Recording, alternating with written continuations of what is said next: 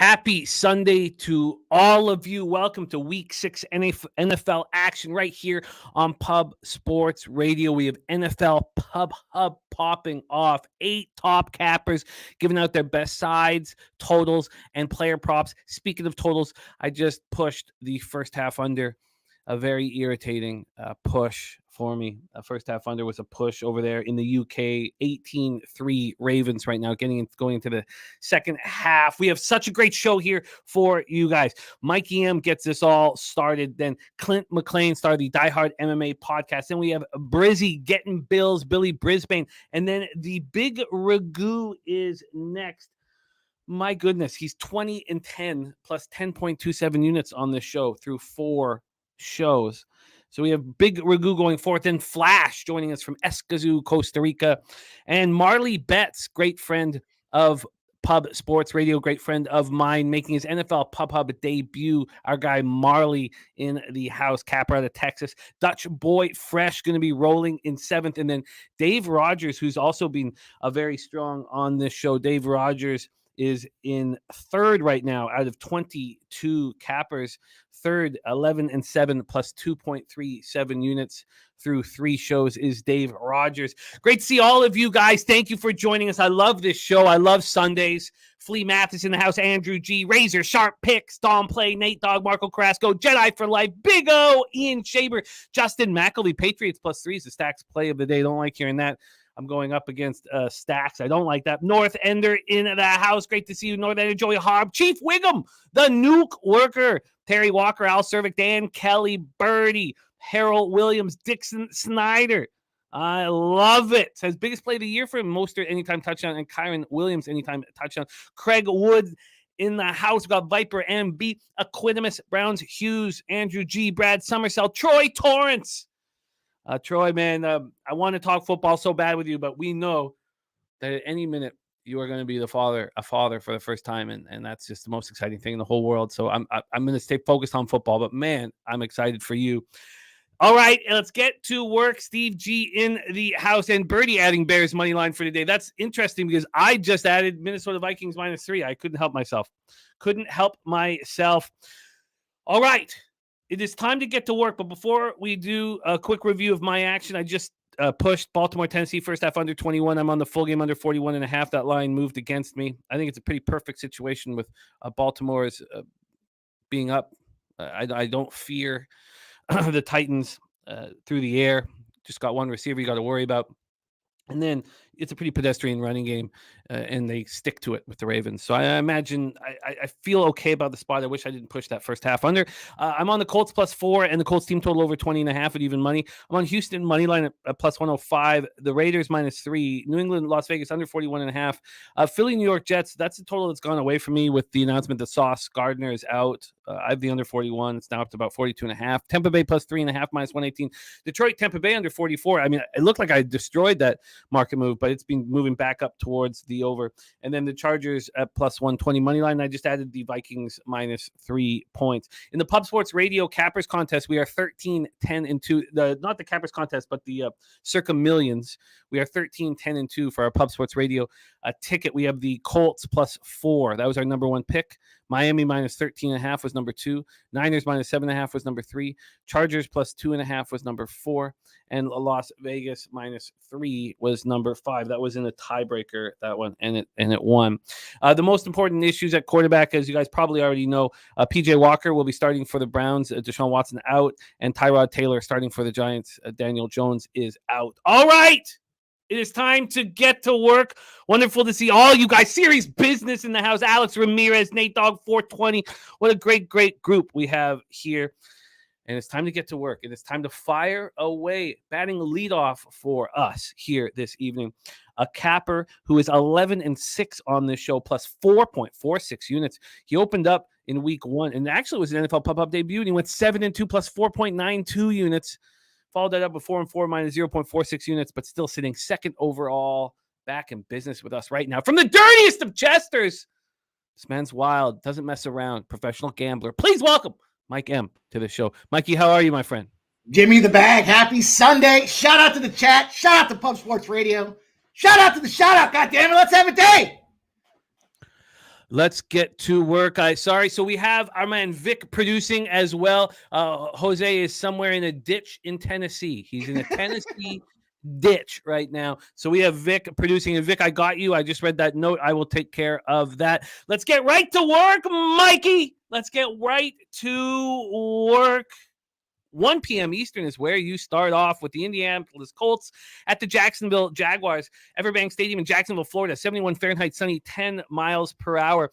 The injury issues are pretty simple for both teams, and it's both really, other than Zay Jones, the wide receiver, it's really concerning the offensive lines for each. For the Colts, Braden Smith, tackle, is out, and Ryan Kelly is injured, expected to play, but injured and hurting. And then for the Jaguars, the Walker Little, their number one offensive lineman, is out. So that's the situation that we are dealing with here. Let's get into the line history for this spot. Now, many cappers are on this game, Mikey, and I'm a little nervous about the whole situation here. First off, from a side perspective, this has gone from 4.5 to 4. It went 4.5 to 4 right away. If you want that 4 on the Colts, it's even money. It's even money for the 4. I'm nervous. I think we'll get into that why exactly when we get into the cash flow here. From a total scenario, let's get the totals up. I'll have this all moving faster here in a second. We're only going to really need to go over all these things with Mikey and a little bit with Clint. Only for the first time that we talk about a game. For here, this total is sitting at 44. But Pinnacle's moved it to 43.5. That is a good sign for those of you who are on this under. This total immediately went up, and it went up from 45.5 all the way up to 46.5, and then it's been dropping.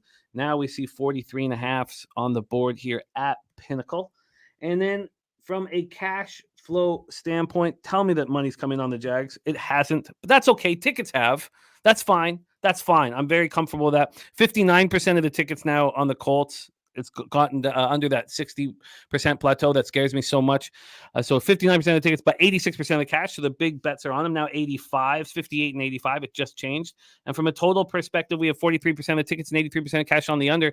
Does seem like the under is sharp action. Take it away for us here, Mikey. Your first game on the board, Colts Jags.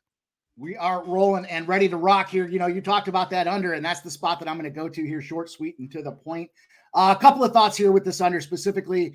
You know, Jacksonville's coming off that back-to-back London situation. They shut down that prolific Bills offense. That defense looked ready to hum. Question whether or not the Bills were prepared. Josh Allen certainly did. But Jacksonville, after a stomping game on the ground, when they run for more than 155 yards, their next game has gone under 9 straight times in a row. It's a divisional matchup. We know divisional situations can get tight, especially the second time they play through the matchup. This is the second time they play through this matchup here. They played week 1. That total was 45.5. They put up 52 total. Now they've opened this line up at an even lower number with that 44.5. And it's continued to drop down. So, you know, for my money on this thing here, I'm looking at this going Jacksonville specifically as a favorite after they're a dog. They're 0-12 against the spread as well. All things that kind of point to the sign of the Colts here, specifically in that 0-12 spot. Here's where it becomes intersecting zeros for me. 0-12 as a favorite after a situation as a dog. They're scoring 13 points in those games, so they are not coming out there to play. Couple that with the intersection of the fact that they ran for over 155 yards last week, and they go under in those spots as well. I locked in that under for Jacksonville. 44.5 is the number I sent you last night. I still see some 44s out there. Whatever. Let's get it for you right now. There are lots of 44s out there. This is a very appealing look now. A very, very appealing look here. Well, very. Can you touch quickly on your thoughts when the early move is to the over? Because we know that's not really a public move. Did that make? Is there any? Did you just put a line through that, or does that come into play at all with your cap? Not really. I looked at this game and just kind of looked at the mitigating factors with the travel spot for Jacksonville, the divisional situation, the second time they're playing head-to-head. Yeah, it's an early start as well. And you know, Indianapolis has a lot of travel for both teams. Just seems to me like it's a suspect spot. Couple that with the factors on the ground game and the ground and pound abilities and lack of scoring. I like to see the market moves as well. But in this case, the numbers I have, I think, trump that market move. And the offensive line injuries on both squads. You know, I think that's why it's going to be hard for them to get moving. I think they're going to struggle to get that offense clicking on both sides of the ball. And I think that just kind of plays into that storyline. I'm interested in actually adding this to my card. Okay, I'm thinking I might have to make some moves here during the show. Let's roll on. Next up for us is a parlay. You are dropping a money line 2-team parlay. Let's get started with the first side of that parlay, and that's in Washington Commanders versus Atlanta Falcons, Mercedes-Benz Stadium in Atlanta, Georgia. Both teams are really quite healthy right now. Let's get into the line history here for this one, Washington, Atlanta. First off, this total is at 42.5. I had the under thought about through this whole week and still have yet to pull the trigger on it. It's under 42.5 minus 111. It opened up 41.5, so it's gone up 1 point. And let's get up this spread perspective here. And from a spread perspective, we see, and by the way, Ron Crawford, also his spreadsheet play today is Washington. He went in at plus 2.5. This was 2.5 for a long time. There was a big move last night at 10:39 p.m., a 1.5 move towards the Washington Commanders. A big move, that's a big 1.5 move right there. And from a cash standpoint here, we have on the total 64% of the ticket, 70% cash on the over.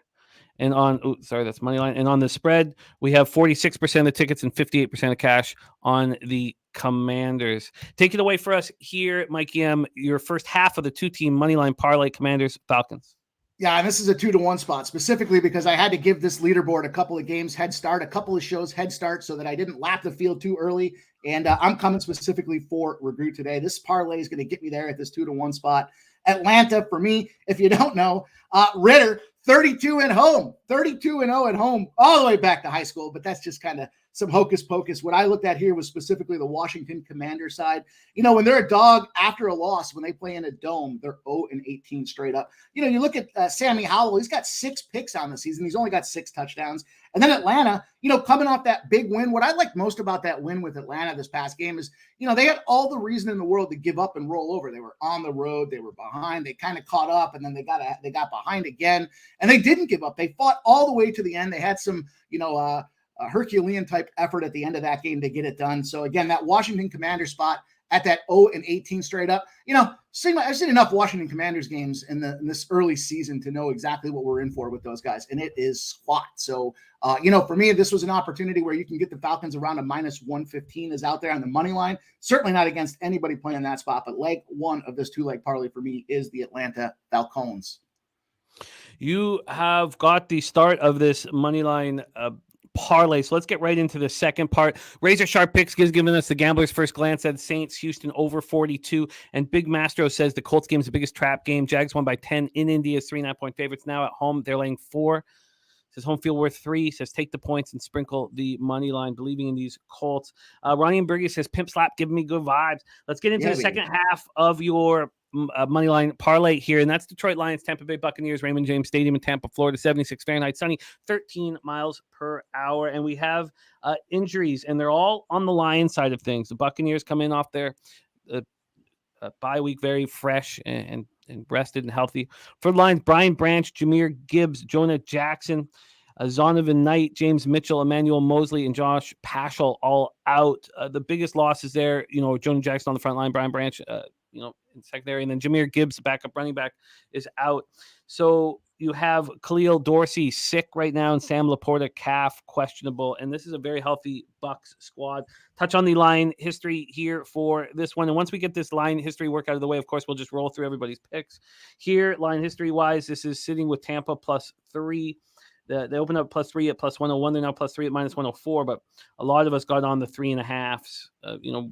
Both Troy and I got on the plus 3.5 for Tampa. It only cost us, under 20 cents, a minus 118 for me. And then from a total side of things here, we're dealing with a 43. I got in at 44. This got down to 42, and I felt great. Less great here at 43 with it juiced to the over, but it opened at 45.5. So we still have had quite a big drop. From the cash flow standpoint here, sorry, let me get this up. From a cash flow standpoint, this is a big one. I can't wait to watch this game. We have 34% of the tickets, 41% of cash on the Buccaneers. And from a total side of things, you have 42% of the tickets, 76% cash on the under. Take it away. The second half of your money line parlay with the Falcons. Take it away for us here, Mikey. Absolutely, and I will keep a brisk pace. We got to keep a brisk pace Sunday. We got a big agenda ahead of us here. Detroit 13-0 after they scored 25 to 44 points the previous game, covering by a margin of 10 points. 10-0 when they've won by more than one score that previous game. And if you look at Tampa Bay, I'm banging the fraud drum here with Tampa Bay. I am not a Baker Mayfield fan. The NFC South is just dog poop. We'll say poop on Sunday morning. And, here we got a situation where who'd the Buccaneers beat? Let's take a look. They played Minnesota. Yeah, they beat them by 3, whatever. They played the Bears. The Bears were reeling at that time. They stink or stunk at that particular junction. They played the Eagles. Yeah, they got mopped up by the Eagles because that was real competition. And then they played the Saints and they beat up the Saints because, again, the Saints are fraud. The NFC South, frauds. On the Lions side of the ball, they've done nothing but push the boulder uphill every single game. And they're still getting no respect out of the situation. The Lions, to me, that line is disrespectful at a -3. I'm going to slap that in the other half of my parlay. Again, 2-1 odds. I got these Lions. Yeah, it's a road spot for them. There's a lot of injuries going on, but there's a lot of good things happening right now. Maybe they're peaking too early in the season, and that might hurt them down the road. But for now, for me, exposing this fraudulent Tampa Bay squad is where I've got my money on the second leg of this parlay. That parlay available right now. Pinnacle's at plus 201. Atlanta, Detroit money line parlay. All right, now we get into a spot where you are on a bet aside, a first half look, and you also start a teaser with this one. So let's get right into this. Your Philadelphia Eagles 5-0, 3-0 on the road at New York Jets 2-3, 1-2 at home, MetLife Stadium, East Rutherford, New Jersey, 61 Fahrenheit, partly cloudy, 12 miles per hour. It sucks that Sauce Gardner is not going to be out there for the Jets. That hurts them. But both teams are dealing with injuries today. For the Eagles, defensive tackle Jalen Carter, safety Justin Evans, cornerback Darius Slay. Slay's the big one. And Quez Watkins out. Justin Evans, Darius Slay out. Sucks there for people on the under.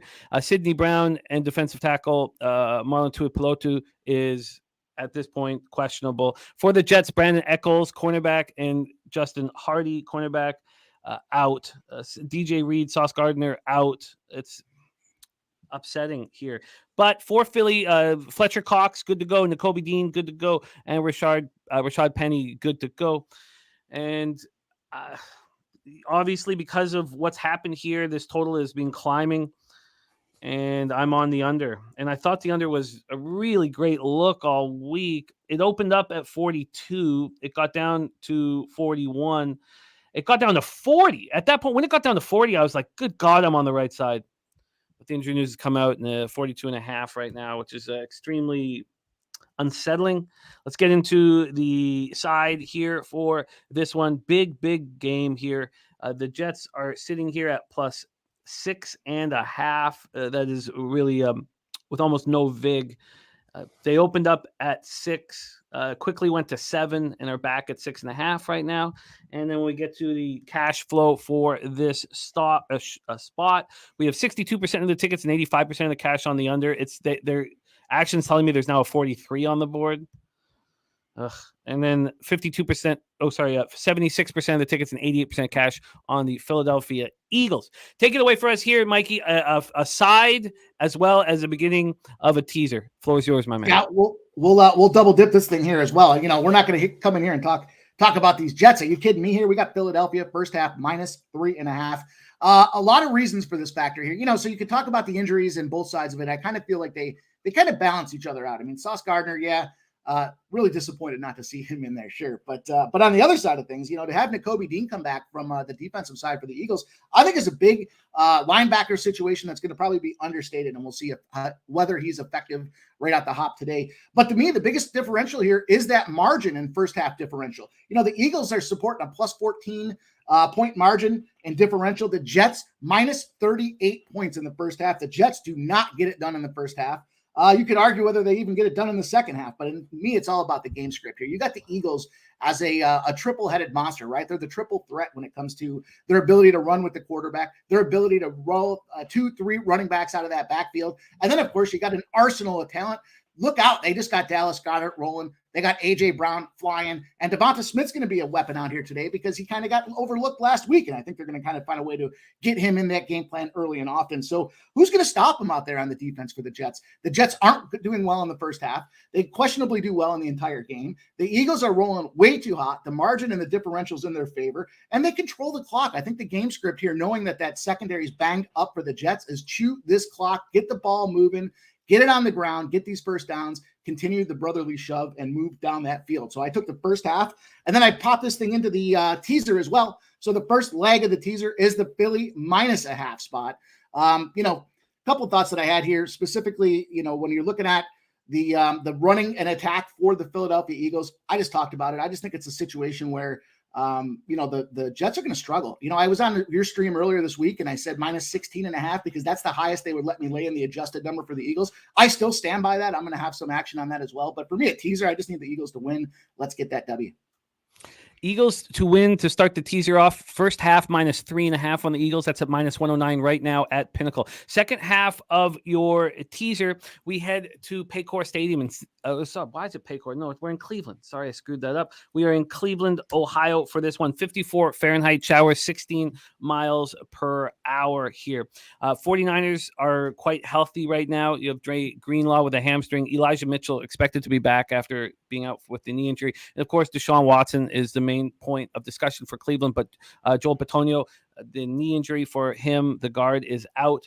And Ethan Pocic is expected to be there. They need him badly. And David Njoku also with the burns, he's expected to be there as well. Let's take a look at the line history here for this one. We've had this big move in the favor of the Niners here. So I'm looking at first half. That's what the full game was. But full game now we are at 10. It's really a 9.5. That 10's -119. For Cleveland's side. So it's really a 9.5. From a total scenario, we've just watched this drop and drop and drop. I don't know if anybody's in Cleveland right now, but I heard that it might not actually even be raining to start off the game. Yet this total has dropped to 35.5 at some books. It's 36 at Pinnacle. And then we get to the cash flow for this Browns-Niners spot. We have 81% of the tickets on the Niners and 72% of the cash. And 47% of the tickets and 88% of cash on this under. Take it away for us here, Mikey, the second half of your teaser, Niners-Browns.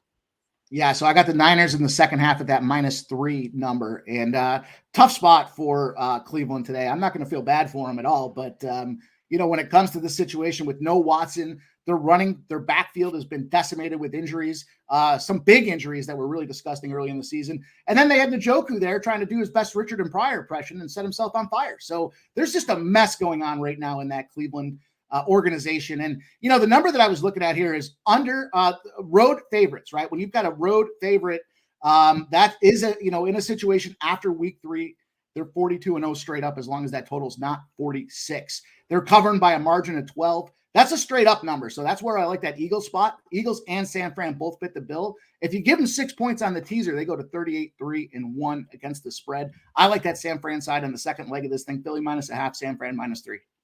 You got it. That teaser is locked in. We give everybody who gives out a teaser on the show the same -110 line for it. Now we have a side and a total to finish this off. We go over to SoFi Stadium in Inglewood, California for this one. Arizona Cardinals at Los Angeles Rams.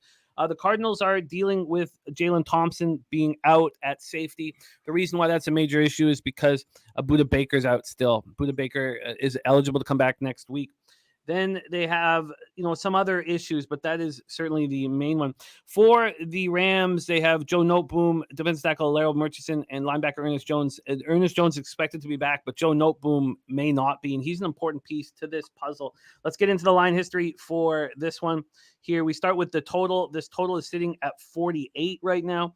It opened up at 46, and it got up to 49, but we're sitting at 48 right now. From a spread perspective here for Cardinals, Rams, we are dealing with 7s most everywhere.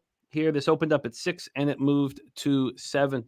From a cash flow standpoint here for this one, we have 22% of the tickets and 37% of the cash on the under. And for the side, it's 50-50. 49% of the tickets on the Rams, 50% of the cash, a real 50-50. Take it away for us here, Mikey, Cardinals, Rams. Yeah, this is an Arizona spot for me. I think Arizona has an opportunity to win the game outright. You're going to give me a touchdown in this spot. I'm going to take it. When Arizona's playing a team that, doesn't turn over the ball very frequently, less than or equal to one turnover a game, they're 10-2 straight up. They're 12-0 against the spread. They're covering the spread by almost 10 points.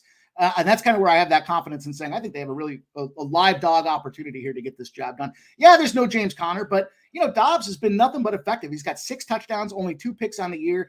Flip side of the ball there. The other guy throwing the ball, Matt Stafford, 5 touchdowns, 5 picks this year. He's a dumpster fire. He got exposed last week when it came to playing them Philadelphia Eagles. Home divisional dogs, when they're a favorite of more than -4, are 2-22 against the spread this year as well, losing by 7 points against that margin. 7 on that 7 gives me another reason to believe that I think Arizona can win this game outright, but I'll take that +7. +7 at -105. This is being juiced up at BetOnline.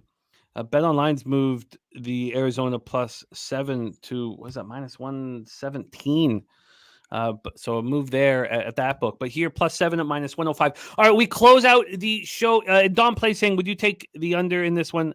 I'd be very nervous about doing that. Very nervous about doing that. We could ask you very quickly, Mike. I know it's not part of your cap here, but did you have any interest in the total in Cardinals Rams?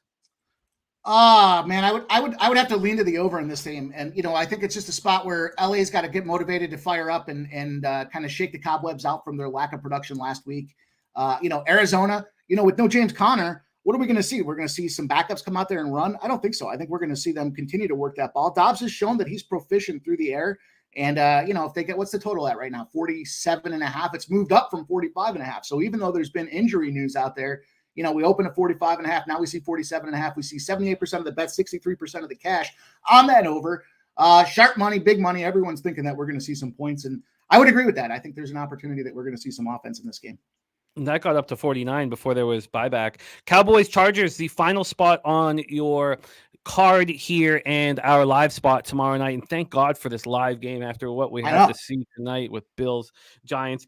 For the Chargers, they're getting healthier and healthier and healthier here. So they still have Gilman and Dean Leonard doubtful, but Joey Bosa, Don Parham, Nick Williams, all going to be ready to rock. And, of course, Austin Eckler off the injury report. And the Cowboys continue to deal with more and more injuries. Now Leighton Vander Esch with the neck injury. It's going to be hard for him to even get cleared to play, even if he says he's good enough to go. C.J. Goodwin, pectoral, also out from the defensive side here from the secondary. And then we have Chuma Edoga, who's sick right now. But let's move on to the line history here for this one. We have, from a side perspective, the 2s are gone. It's down to 1.5. Actually, the 2 is still there at Pinnacle. Sorry, the 2 is still there at Pinnacle, but most of the other books have moved it to 1.5. And I'm on the Chargers money line at +120. And from a totals perspective here, we are sitting at 50.5. Although I think I might be able to find some 51s. This opened up at 49.5 and it's now at 50.5, and that's juiced to the over. Take it away for us here, Mikey. Your final spot on the board.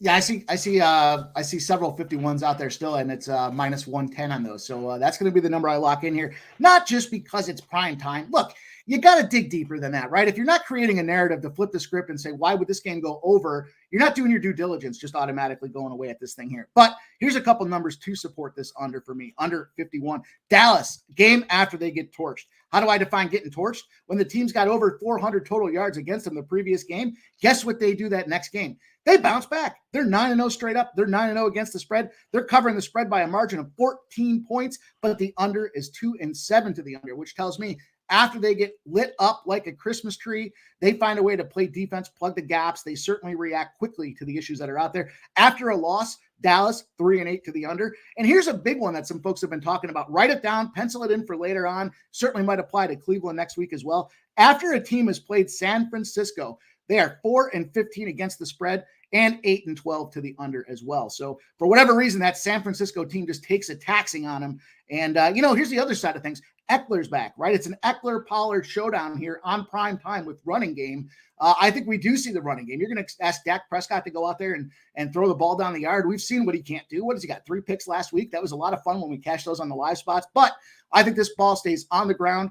I think it's a situation where, yeah, it's prime time. It's a big number at 51, but I think I showed you guys 3 different reasons why. Not only do I think this game goes under, but I think Dallas is a live dog. Also, it's the first game back for, an all-star. And whenever it's that first game back, I like to fade those guys. The first game the star goes out, you play on them. The next game, when they come back, you fade them. And I think that's just the situation we see here with Eckler. He is Charmin soft, and we hopefully can get through this game and make it to another game as well. But I think in this case here, that ball stays on the ground. We see that under prevail, and I think Dallas is a live dog.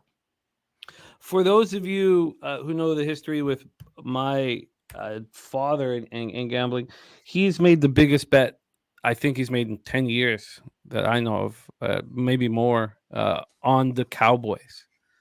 And I just wish he would have, put his action through me. I tried to get a little more. I called him yesterday. I'm like, send it through me, But he was in Vegas, so he popped it in a huge bet on the Cowboys. So anybody who's on the Chargers should have extra confidence here, knowing that my dad is on the other side here. Let's review all of our guy Mikey's action here. He's on Jacksonville, Indianapolis under 44 at -108. He's got a money line parlay Atlanta, Detroit at +201. He's on the Eagles first half -3.5 -109. He has a teaser with the Eagles -0.5. And 49ers -3, -110. Arizona +7 at -105. And he has the under 51 in Cowboys Chargers. And we have Big Master with his biggest bet. And he makes big boy bets, is on that first half for the Chargers. I'm going to copy and paste all of that. Mikey, my man, I can't wait to cap with you this evening. I've got the bottle of JMO ready here, just waiting to be tapped. And I can't wait to spend the night capping and hammering live bets with you. Thank you for rocking. Also, Mikey, 11-6 plus 4.46 units on this show. Crushing it. Much love, my man. Any last words for the Capper supporting the show? Yeah, Big Ragu, I'm coming for you, brother. Make sure you sharpen it up and get ready. It's on. Thanks, Jimmy. Here we go. Our guy, Mikey M. And, nice to see here. Londo says, I hope your dad wins. Look, I'm on the other side, and I hope he loses. I hope he loses that bet. Mikey, my man, I will be in touch, my friend. Great work. There he is, Mikey M. Let's move on to the next guest here for us right now. Star of the Die Hard MMA podcast, and also looking good here. He's now 5-5, down 0.1 units. But that, he did have a 50-1 on his card. This man is not afraid to fire bombs, and you will see them here. So please welcome to the show, Star of the Die Hard MMA podcast, Mr. Clint Mclean. Clint, my man, I get this. I guess be handling these things. Clint Mclean, how are you, dude? Jimmy, good morning, baby. How you doing? How's the chat doing? I'm excited. I'm ready to go. Football season, baby. It is football season, and I am also very pumped up about tonight's card and today's card. Not tonight's card. I'll be lying if I told you that Bills-Giants game is really watering my appetite. Let's get to work here, though. We start with your home, or not your home, your adopted hometown team, the Minnesota Vikings at the Chicago Bears, Soldier Field in Chicago, Illinois. 52 Fahrenheit, mostly cloudy, 17-mile-per-hour winds here in Chicago. We thought there was going to be rain. There is not, it looks like, at this point, unless anybody in Chicago could tell me otherwise. This total has been climbing now. It's now heavily juiced to the over 44.5. This got down to 43 at 7 in the morning and has been climbing. I wanted the over on this too, now that I think back and see this climb up from 43. And of course, now that there's no rain, why wouldn't it be climbing? Can anybody in Chicago who's watching right now confirm what they think the weather is going to be like? God, maybe I need to add this right now. From a side perspective here in this one, I moved on the -3 this morning. That's where we are, but the +3 is now juiced. The +3 is now juiced over for Chicago. So there's been a 7-cent move to the Bears at +3 since, in the last hour and 3 minutes. From a cash flow standpoint here in Vikings Bears, we haven't spoken about this one yet. It's 50-50 on the side, but 59% of cash on the Vikings. And from a total side of things, 31% of tickets, 50% cash on the under. Take it away for us here, my man. Take it away, Vikings Bears. Jimmy, this one's pretty simple for me, man. The Vikings are a tough team to trust when it comes to covering spreads. It's been that way for the last couple seasons. I've talked about it on this show before. I'm very careful about when I bet my own team. I've got to be extremely confident to do so. And yeah, I'm going with my Vikings today. I am taking the money line. I am willing to chalk up and take the money line in this spot just in case. My heart can't bear a push. My heart can't bear a comeback 1-point win with a field goal right before the clock runs out. So I will be taking the money line here in this spot. The Bears just look the best that they ever have. I do not think they're going to be able to replicate that kind of a performance. And then on top of that, we've got injured player theory. The Vikings just lost JJ and everyone's losing their minds. How are the Vikings possibly going to win without Justin Jefferson? He's there. He's on the field. He's supporting the team. They're going to play their asses off for JJ. And on top of that, the one thing the Vikings have right now is an embarrassment of riches on offense. We have a deadly offense with plenty of targets, plenty of people to go to. This Bears team is not on our level. The Vikings are going to win this game. I just don't want to lay 3 points with it. So I will be playing the money line and a couple of props. Minus 150 you got for the money line. Walk us through the props. So what I've got is I think it's going to be a TJ Hawkinson field day, Jimmy. What we've seen from Minnesota, they are Minnesota nice. It doesn't matter if you screwed up the week before. In fact, the coaches want to try to buff up your ego a little bit. They'll go right back to you, give you an opportunity to redeem yourself. So Hawkinson may have had a couple of bad drops recently. Doesn't matter. They're going to throw the ball right back to him. And the Bears are terrible at stopping tight ends. So we've got Hawkinson over 54.5 receiving yards, minus 115. I've got Hawkinson anytime touchdown at plus 145. And believe it or not, I think we might see some more points in this game than people are expecting. Short passes, long runs, get me to the goal line. Let's sprinkle that Hawkinson 2 TDs, 2+ touchdowns for TJ today at 10-1. Let's go. You got it locked in. And I just bet the over 44.5 at minus 110. And I also just bet Indianapolis, Jacksonville under 44 at minus 110. Those are additions to my cards. I'll tweet them out at some point, but they are now bet. What's keeping you off this over? I just like the side more than the total, Jimmy. I do think you're right. Probably an over. Neither of these defenses have anything really to write home about. Minnesota's defense is young, improving, and every single week they look like they're doing better. But I still do believe this is going to end up being somewhat of a shootout. Vikings hopefully pull away late, but I do see points, which is why I like that 2 TD prop.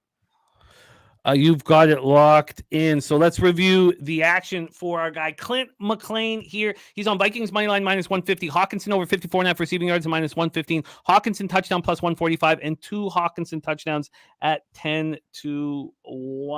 Let's move on to the next spot on the board. Londo, I'm right there with you, my man. Right there with you. Spenny Penny Bombs coming in with his action. KJ Osborne over 49 receiving yards. Donta Foreman TD and 2 TDs. Let's move on to your next spot, Clint. You're riding on the same side as me here, and I can't wait to hear it. Colts, Jaguars. We've already talked about the injuries and the line spreads. Let's hear how you're getting paid.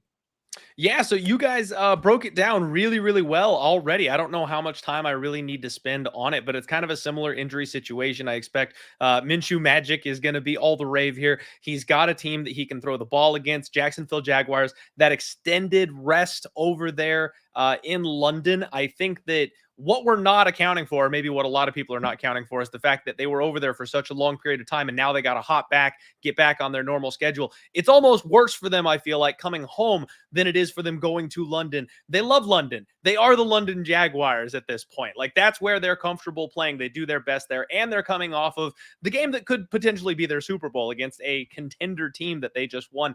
It's going to be hard to drag your ass home after that, Jimmy, and then get up for a spot like this against the Colts playing their backup QB. I just think it's a perfect opportunity to catch them with their pants down. Colts +4, and I'm going to go ahead and take the money line as well. Plus 178 is the money line available right now, and the +4, I will get the juice. While I'm doing that, let's find out about your next spot on the board, and it's Philadelphia Eagles, New York Jets. We just had a nice long breakdown from Mike EM, so how are you getting paid here? Take it away, my man. I'm trusting my guy, Zach, baby. We are going with the Jets, Jets, Jimmy.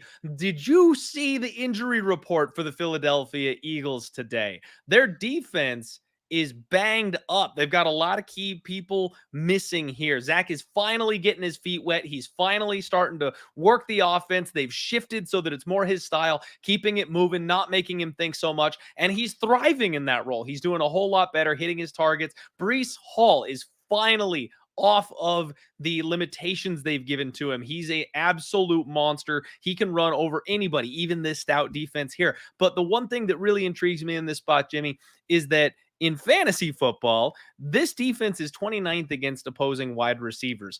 With injuries to this Eagles defense, I actually think we're going to see a Garrett Wilson day. I think Zach and Garrett are finally going to get on the same page. You'll be able to run after the catch. So I like me some Garrett Wilson props, and I'm going to go ahead and take the Jets to cover. I'm not bold enough to take that money line on this one, Jimmy, but I think 7's too many points. Speaking of that, 7, do you want the 7 at minus 117 instead of the 6.5 minus 102? Yeah, I'll take the touchdown, Jimmy. I'll take that extra point just in case.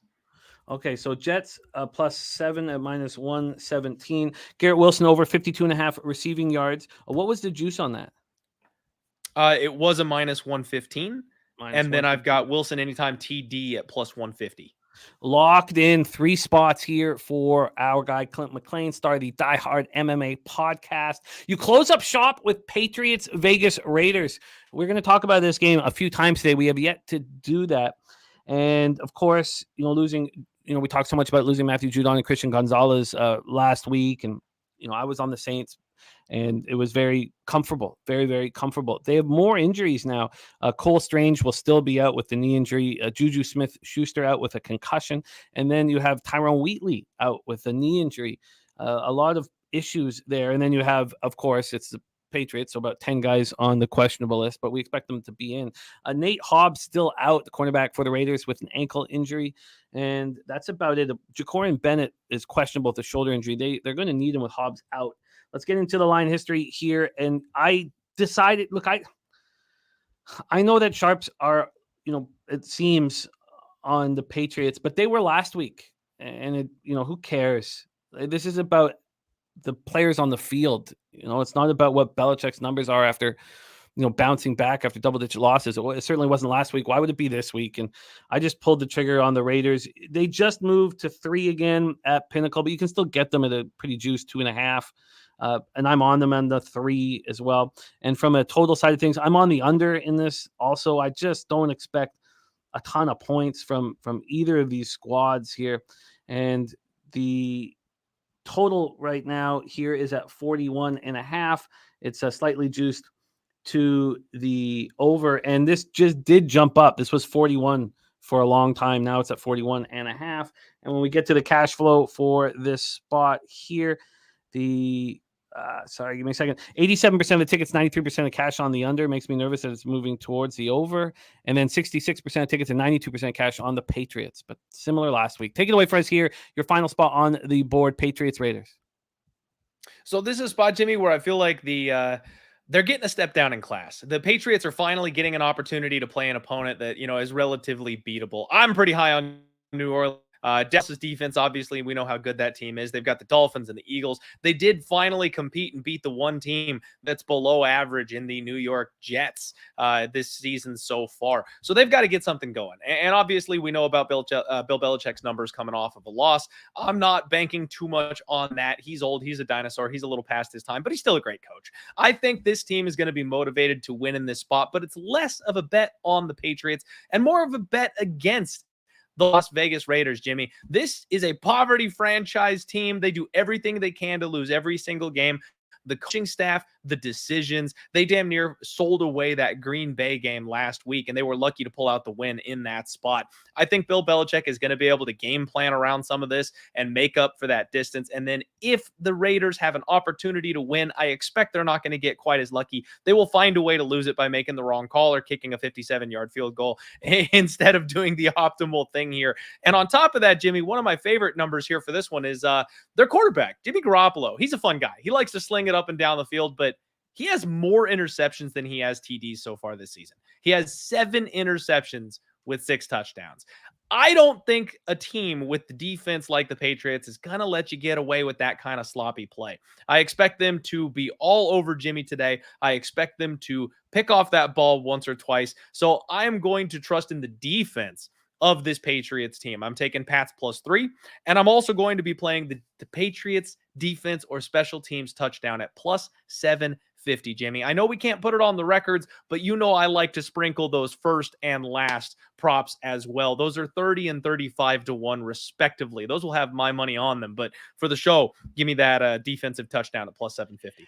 Defensive touchdown at +750. Patriots +3 at -109. Then Clint has the Jets +7 at -117. Garrett Wilson over 52.5 receiving yards, and Garrett Wilson anytime touchdown at +150. Then he's got the Colts +4 at -103, and the Colts money line at +178. Then Vikings money line, Hawkinson over 54.5 receiving yards, and Hawkinson touchdown and 2 touchdowns. Clint, my man, you're sitting 5-5. You are right beside the black, and I want you to get in on that very black. I'm excited for your card. Don't like going up against you in the Patriot spot, but you did give me the confidence to move on the over in that game. So let's get that cash. Let's get paid in full. And thank you for all of your hard work and being here with us on Sunday morning. Any last words for the Capitals supporting the show, and who's on this Monday for Die Hard MMA podcast? Let's have a damn day, Jimmy. I can't freaking wait. And you know what? I'll be honest with you. I need to go check. I haven't checked my schedule. I was supposed to be in Mexico this week, so my head has been a little up in the clouds with everything going on over here, personal life side. But I did just cash the biggest bet that I've made all year on Christian Rodriguez. So I'm feeling good. Let's have a great Sunday. Good luck, everybody. Kick some ass out there. And we'll see you Monday right here on Pub Sports Radio for the Die Hard MMA podcast. Big pay-per-view week.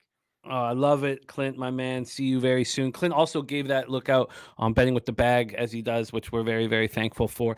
Let's bring on your next guest. We haven't seen him since week 3, and we missed him. He went 2-2, but he was plus 0.95 units. He actually had a great day. He was 2-1, but then he parlayed all of his touchdown props together for a huge score, and 2 of them came through. Just one did not. Sitting 3-4 plus or minus 0.81 units, but he's been a stalwart on this program through the first 2 years of the show, and now into our 3rd year. Please welcome from West Virginia by way of South Jersey in the house. Please welcome Mr. Billy Brisbane. Brizzy, how are you, my man? We're doing good. Still got to get a poster in this little space that we call home. And we move on to the next week, coming off a great week, man. 7-0 last week on the NFL card. So we're riding hot times, and it's a very pivotal part of the year. I call this the Arch Week, the week that gets you over the hump. Well, let's get to work in Arch Week. You start with Colts Jags. We've already talked all about it. So why don't we hear how you're getting paid? My first question for you, Jim, is do you believe in magic? No. You got to believe it. It's Minshew mania in town, baby. And with Anthony Richardson going into the IR, it gives me a boost to Downs in the passing game. Love Joshua Downs here with Minshew. He's commanded a 24% target share with Minshew under center. He's gone over his reception prop in 3 out of his 5 games, including 2 out of 2 when Minshew played the majority of the game. In those weeks, week 3 against Baltimore, double OT game, 8 receptions, 57 yards, 12 targets. Week 5 versus Tennessee, pass funnel, 6 receptions, 97 yards, 6 targets. And I feel like this is the week that these rookie wide receivers are really going to start breaking out. We saw Zay Flowers in this London game score the first touchdown in the game. And I got Joshua Downs finding the back of the end zone for the first time. He's had the 5th most receiving yards this year without a touchdown behind DeAndre Hopkins. And we talked about it, Zay Flowers in that London game. He ended up getting off the pine for that one. Michael Thomas and Evan Ingram are the only other people that have the more receiving yards without a touchdown this year. And if you don't like the receptions prop, I got it at minus 165 last night at Barstool. If that's too juicy for you, I also like the receiving yards at 45.5 receiving yards. But the 2 plays that I'm going on for this one is Joshua Downs over 3.5 receptions, minus 165. Joshua Downs anytime touchdown, plus 330 at FanDuel Sportsbook. He is the wide receiver I'm going to say I probably have the most exposure to in daily fantasy today. That's the way I kind of created my betting slate today was I'm just going to bet the people that I'm playing. We're doubling up. And these are the 2 games that we're doubling up in, the Colts Jaguars. I have so many fucking Jaguars in daily fantasy today, but from a betting perspective, I like the Colts side of the ball a little bit more. Pretty familiar with Gardner Minshew. Been a fan of Gardner Minshew since his Jacksonville days. Then he came over to the Eagles. When Gardner Minshew plays, he has a very condensed target market share, and it will go to two people, and those two people today are going to be Pittman and Downs, and I think Downs has a breakout game today. I love what Downs has done. We needed so badly for anyone who's on Colts futures. I'm just on the over 6.5, but wins. But we needed pressure taken off of Pittman. Was Downs capable of doing it? He's more than capable. He looks electric. I love the look. So it's Downs over 3.5 receptions at -165 and anytime touchdown at +330. Yes, and for the people that are looking for betting odds or something like that, because that shit didn't open up at -125 and got steamed through the roof. I mean, it's damn near 250. They probably moved it to 4.5 in some places. I like the 4.5 receptions at plus money right now, but I even like the receiving yards even more at 45.5 at -115. I haven't projected for 6 catches, 76 yards, and a touchdown. So I'm just going to ride with the projection on this one. I love it. Locked in with Downs. Also, we have our guy Adrian A watching the show. Says, can you shout out my girl Jasmine? She's watching the show for the first time. Jasmine, it is great to have you rocking with Adrian A and us. Cappers, cappers that have their partner rocking with them. It's magic, man. Couples that cap together stay together. Shout out to Jasmine. Facts, though. That's football. A very healthy relationship. I know those days, smoking the blees, getting those bets in, and Bay's happy. As long as Bay's happy, you put a smile on her face, right? I love it. I love it. Respect to Adrian A and Jasmine. Let's move on to your next spot on the board, and it is your final spot on the board. So you have Downs over 3.5 receptions and anytime touchdown. Then we get to Cardinals Rams, SoFi Stadium. We talked about the issues at safety for the Cardinals. There's no running back. Well, there's a running back out of TCU, but no Connor in the backfield. And then we expect Noteboom not to be there, but we've also think the Rams, should start rolling offensively somewhat, with Coop back in action. He looked great last week. Take it away for us here. Cardinals, Rams, Brizzy. Yeah, like I started off the show, I'm living and dying with my daily fantasy player pool this week. And one of my favorite angles for the prop market is identify who the chalk is. Why is it that way? Then find pivots around the chalk. And that's the spot that we have here today. Stafford is grading out as the highest point per dollar player for daily fantasy and the highest owned quarterback on DraftKings and FanDuel in cash games. That's fucking absolutely absurd. Granted, I still think he has a good game, but I just think that's absurd. But as I digress, though, from the real life perspective of this game, I love Joshua Downs on the other side of the ball. It's a great matchup for him, mixed in with the injuries like you talked about in the Cardinals backfield. James Conner's on IR. Ingram just came back from the IR, and he's listed as top of the depth chart. And then DeMarco is kind of locked in as a third down back. He played all the snaps by default because they didn't have anybody active last week when Connor went down. And the Rams, this is what I mean. This is a great matchup. The Rams have allowed the second most carries and rushing yards to opposing quarterbacks this year. Dobbs has the 6th most rushing attempts among quarterbacks this year, eclipsing 40-plus rushing yards in 3 out of his 5 games so far. Had a down week last week against Joe Burrow and the Bengals, but I think he bounces back this week, man. I kind of like Joshua Downs as a sneaky backdoor cover, and I think he's going to get it done on the ground. And what is the exact bet here? 18.5 rushing yards at -118. 18.5 rushing yards at -118. Is that your only spot for player prop here in Cardinals Rams? No, we're going on the other side of the ball. This one is what we like to call the chalky touchdown prop of the day. The odds around the industry are absolutely ridiculous depending on what sports book you play on. I've seen as high as -275 on BetMGM and as low as +110 on Fliff where I got in, and -115 on FanDuel. Cooper Kupp looked fucking amazing last week in his first week back. 8 catches for 112 receiving yards, but no touchdown. Atwell and Puka got the touchdowns, but Kupp led the team in targets, was the first read on all 12 out of 12 targets from Matthew Stafford. And the Cardinals, if there's anything that I could say about them, is their pass defense looked like complete dog shit the whole entire year, and that's where you want to attack them. Hobbling Joe Burrow let him have it last week. Jamar Chase had 3 touchdowns. I think Cooper Kupp can get us fucking one, man. +110 at Fliff. Cooper Kupp is going to smash today. I love it. Cooper Kupp anytime touchdown. Joshua Downs over 18.5 rush yards. Is anything else you're looking at for Cardinals Rams? No, that's the slate today, Jim.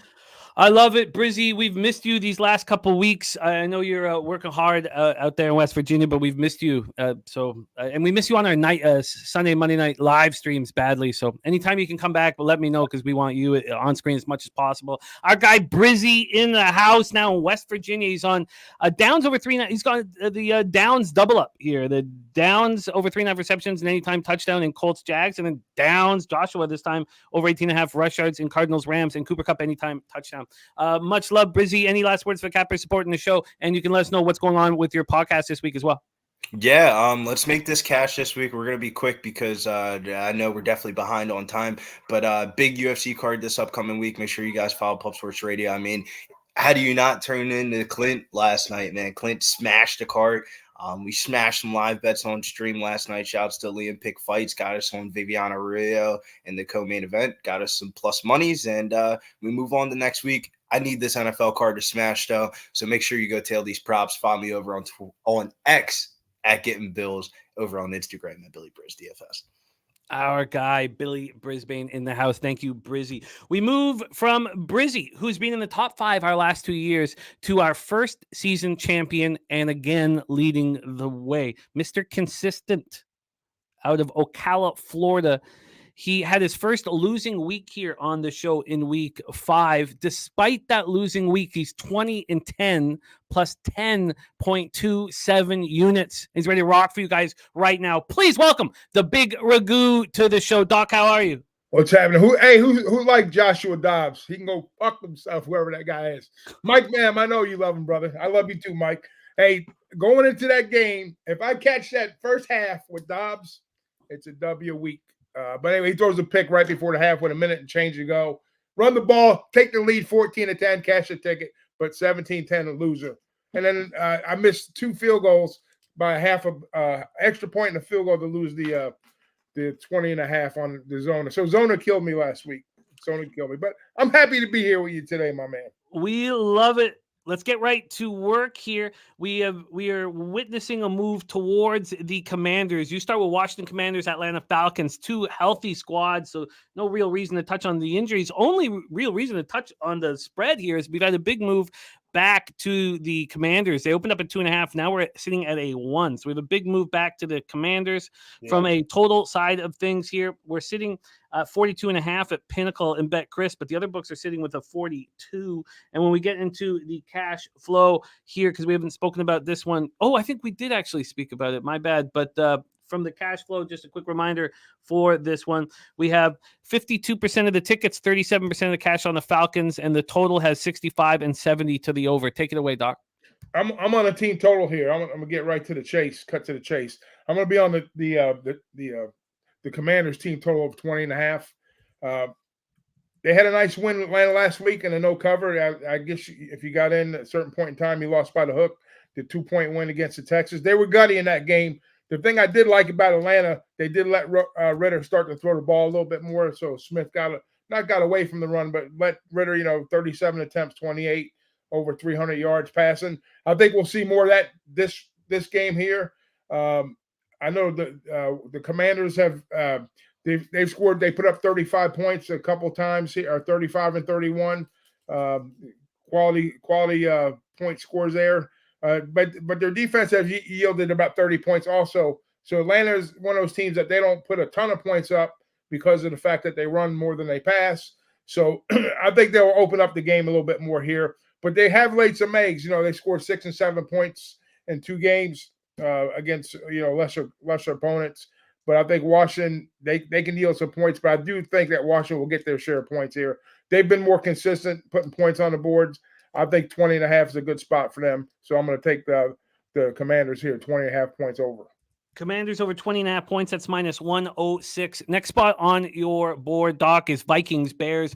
We have already discussed this spot here, the major issues to the injuries. I call it issues. The major injury issues to the backfield for the Bears. Donta Foreman is going to have to carry the load now with 3 injured Bear running backs, Herbert, Rashawn Johnson, and Travis Homer. And I simply think that there was a reason why he was 4th on the depth charts, or even 5th all year long. And And I'm not only on the Vikings, I'm also on the over 44.5 because the weather looks fine, even though there's wind. Take it away for us here, Doc. Vikings Bears. So evidently you're putting some pretty good stock in the running back issues with the Bears, which I kind of believe that. But if Fields wasn't such a prolific player, able to move the ball and get around and create a lot of plays with his legs, I'd be a little bit concerned too. So we know they're going to make him a little bit more one-dimensional here, but I dare the Vikings to stop the Bears. I dare the Vikings to stop them here. And I think, Komet, play big here. Minnesota, they've had their share of issues. I hate them as a favorite, like Clint says. I've been betting against Minnesota my whole life as a favorite, and I'm going to continue to do so today. I think there'll be points here. I think they're going to come early too. So I'm on the first half over 21.5 in the game. And guess what? At the end of the day, I still think Minnesota comes out. Chicago comes out on top in this spot here. I still see them. I'm not even going to need the points here. I'm going to just take them on the money line. The Vikings have yet to be leading at the first half. They've been trailing the whole season, basically. Only one time that they've come, their one sole win, they were down 13-7 against the Panthers, and they shut out the Panthers in the second half and scored 14 points. So that's why I kind of like the money line. I'm sorry, it's a money line first half play for the Vikings. I mean, I keep saying Vikings. You're going to put me on the Vikings for the Bears. Money line first half, Bears. And the first half over. First half over, 21. That's interesting. This is at over 21.5 minus 105 over at Bet365. You got any 21s hanging? Yeah, it's 21.5 minus 105. It's 22.5 at Pinnacle. Yeah. So I'm surprised to see that 21. Actually, I guess it's a real 21.5. It's minus 109 on 21.5. We got you over 21.5 minus 105, and I'm going to shop for you on the Bears money line. While I'm doing that, let's talk about your next spot on the board. Yeah, first half money line. My bad. Yeah, I will shop for that. And let's talk about your next spot on the board here. Colts, Jags. We've talked a lot about this game. Let's hear your breakdown. Yeah, we beat this game to death so far, which I'm kind of getting nervous about it because I know there's a lot of people like the Colts here. I still like the Colts here. In the series, I throw some numbers at you. Like the last 10 games up until the last game that Jacksonville won in week 1, the home team has won this in this series. I think we flipped the script again today. Like Clint said, with the away 2 weeks away up in London, where Jags played well, they've had a good trip out there. I kind of like what Minshew. We're not really losing nothing with Richardson sitting on the bench here. Minshew can run the offense.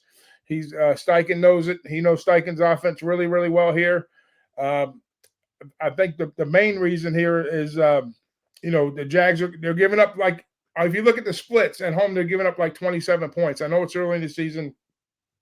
I know things set up well, but I think the trip coming back, the splits at home and road versus the Jags and what they're giving up, I wouldn't be afraid to take the Colts on the money line here, but I don't trust the Colts wholeheartedly. I think 4 points is a little bit of an overlay. I think I've got it capped at about a 2 to 3 point game, and for them not, I get the fact that they were 3 points on the road. Now they're coming home. They're only 4. I figure, with the 2 wins, they should be in a bigger spot here. So that's a telling sign. So I'm going to take the +4 here. I think that's solid. I love it. And, again, and I keep repeating this because it's real. All of us on the same side for the last 4 months or 5. And I think it's, I've been told that it's only 2 months, but we've been cashing all these spots. We're all on the same side. Whereas I know for years we were losing them all, but we've been cashing all these spots. We did again this past week. So Colts +4 for Doc. I'm going to line shop for you there. I got you the first half money line on the Bears +126. Let's move on to your next spot. Lions, Buccaneers here. We have touched on this game because Mikey M bullish on the Lions. I'm on the other side with the Bucs +3.5. What's your plan here? Yeah, I'm going to be on the same side you're on, my friend. We know that the Lions offense is legit. We know that, the O-line is pretty good. They're a little nicked up right now. There's some, maybe a little bit of, little depth issues possibly on the secondary for them. But the one thing that we know the Lions can do is they can score points, but the Bucs defense is pretty darn good last time I looked. I think the Bucs defense can corral, especially I think they'll win the trench battle. I think that's going to be the whole game for me here is, the Bucs defense versus the offensive line for them. But the X factor is Baker, right? Everybody, they can hate on Baker. He's got above 100 passer rating right now. He's taking care of the football. I know Evans got dinged up last week. But the one weakness that the Lions have is their secondary, and I think Baker can expose that. And you're catching 3 points at home with Tampa. You know, there's a lot of love for the Lions. You know, Tampa's been quietly good coming off the bye. I think things set really well up for the Bucks. I took them on the road against the Vikings early on the money line spot, and I'm going to double down with the Bucks here. I think the +3 is in my pocket already, and I'm going to take the money line too. I think Tampa comes out with a W today at Raymond James. +3 at -105. I'm going to line shop for that money line. Let's talk about your last spot on the board before we head down to Escazú, Costa Rica for our next guest. You have the Monday Nighter, which you will be live with us for, and I love when you have pregame, pre-flop action on it. Cowboys, Chargers. You've already discussed the spot, so let's hear how you're getting paid. Take it away, Doc. Yeah, so these Cowboys, inconsistent is an understatement for them. What are we going to get with them, you know, from week to week? Yeah, they beat up on the Giants, the Jets, and somebody else is weaker here. You know, they had some pretty solid efforts, but then they played a really solid team, and that answered all my questions going forward. Who's the king of the NFC right now? You know, San Fran without a doubt, and Philly's right there. And then Cowboys, you know, you got to regroup. A lot of stuff going on there. But these Chargers, you know, offensively, they're going to be a lot better today. They're dinged up a little bit too, you know, on the defensive side with Bosa and on the linebacker spot, and on the defensive side, they got a couple little minor injuries here, but they yield points up. So I think this is a fitting game to kind of get what ails Dallas's offense. I think that number is a little too high though. That 50 and a half, 51. It's a little tall, you know, especially for a primetime game early on. You know, sleepy Monday night game. I think both teams will come out a little bit slow, and I'm going to be back on our, you know, normal first half under 24 and a half spot here. I think it sets up well to kind of, you know, Eckler coming back. They want to get him involved. You know, we'll see some scoring. I think we'll see more opportunities in the second half than we will in the first half. I mean, it's telling if the total is 24 and a half in the games, let's say 50 and a half. So, you know, you still got a little bit short on the number, I think, but I think they expect that type of game plan here, the books do. So I think we'll see a heavy run package out of both squads early, which will chew some clock and put it underneath the 24 and a half. You got it under 24 and a half. First half under 24 and a half at -110. At this point, you're 6 units, a little over 6 units clear of the field here, Ragu. 22 cappers, and you've been unbelievably dominant. 20 and 10 plus 10.27 units, and we thank you for that, my friend. Commanders team total over 20 and a half at -106. First half over 21 and a half, and Vikings Bears, and Bears first half money line +126. Colts +4 at -103. Bucks +3 at -105, and the money line at +141. First half under 24 and a half in the Monday Nighter, Cowboys Chargers. Ragu, my man, thank you for rolling with us. Can't wait to cap live with you tomorrow evening for this big game that you've moved on the first half under. So thus far, we've had first half under from Doc and full game under from Mikey M. Any last words, Doc, for the cappers supporting the show? Yeah, keep up the good work, guys. I mean, I'm mesmerized to hang out with the collective group that we have, you know, the cap every week and break down these games. So I appreciate everybody on the show. Appreciate everybody in the chat, and cash those tickets. There he is, the Big Ragu. Please follow him on X at Big Ragu 62. We go from Ocala, Florida, further south down to Escazú, Costa Rica for your next guest. And man, I love capping with him, and it's his time to shine pretty soon. Breeders' Cup here. And 2 years ago, he put quick K in my pocket with his breakdown, and it saved me. It was a tough day for me. Saved with his look on the European horses. And this guy's put a lot of cash in my pocket. No getting around it for the last couple of years. It all started with that huge win, but also then he gave us Argentina, then he gave us Spain. The guy just keeps putting money in my pocket. Very thankful for his friendship. Please welcome Flash to the show. Flash, how are you, my guy? You're muted, my man. Let's get your audio. We got to get your audio. You sound a little perturbed just by watching, just by seeing the. Okay, we're gonna need to get. Let's get his audio going. We'll pull him out. Let's get his audio going. Give me a thumbs up. We have our next guest ready to roll, but maybe Flash needs a little bit more. I see our next guest smoking a Blizzo in the back, and I love it, man. I've been waiting for him to come on screen with us, but let's see, Flash, my man. No, we have some audio issues here. So we'll get those figured out. So if you could set up another stream maybe for Vic to see if we can get Flash's audio issues figured out here. That would be great. And let's see, would you want to give it one more try? Give me a thumbs up, one more try, Flash, if you want. No, okay, we're going to get it figured out here. Everybody wants to hear what you have to say, Flash. Everybody's look at Red Most pissed off. Cappers in the chat pissed off. They can't hear Flash. But let's get that figured out, and we'll bring on our next guest. I've been waiting for this guy to become a bigger part of what we do here. Had the chance to hang out with him. I respect his capping very much, and I want more of him on our program. And he's right now, making his debut here on NFL Pub Hub, and it's about time. Please welcome my man Marley to the show. Marley, what's good? What up, Jimmy B? What's good? I'm here. I'm back. Ready to go. I love it. It's like old times, man. Old times. Us capping together. Right. Let's get right to work, Marley, my man. We have Saints Texans at Energy Stadium in Houston, Texas, and this game has not been talked about yet. Surprisingly. So we have Juwan Johnson, tight end with a calf issue. He's out, and there's other issues with the Saints, but they're, tight end number 1 is out. Andrews Pete, by the way, concussion groin. He showed up on the injury report on Friday. They need him badly. For the Texans, you have Tank Dell still waiting to see if he can get cleared from concussion protocol. I guess that's not going to happen. Robert Woods with the rib injury. So they're down a couple wide receivers. Let's get into the line history here for this spot. We'll start out with the full game total here for this one, Texans Saints, which we haven't talked about yet. I am on the Texans money line here on this one, but let's take a look here. From a total standpoint, we are dealing with a 42.5. It opened up at 40.5. It's gone up. And then from a side perspective here, we have the Houston Texans sitting at a plus 1.5 right now, but that's at plus 105. It's twos basically across the board. And when we get to the cash flow for this Houston Texans spot, move over here. My bad. Take me a second to find this. Here we go. We have 67% of the tickets and 85% of the cash on the under. I thought a long time about the under, but moved towards the over. Tricky. And then 48% of tickets and 82% of the cash on the Saints. Sharp money on the Saints. Look, I see it and get it. Take it away for us here. And look at that. Our guy, Joseph Tucker, man. It's been too long. Slim 172 in the house. Oh, man. Joseph Tucker, we miss you, man. Nice to see you. Put a smile on my face. Take it away for us here. Marley, floor is yours. Saints, Texans.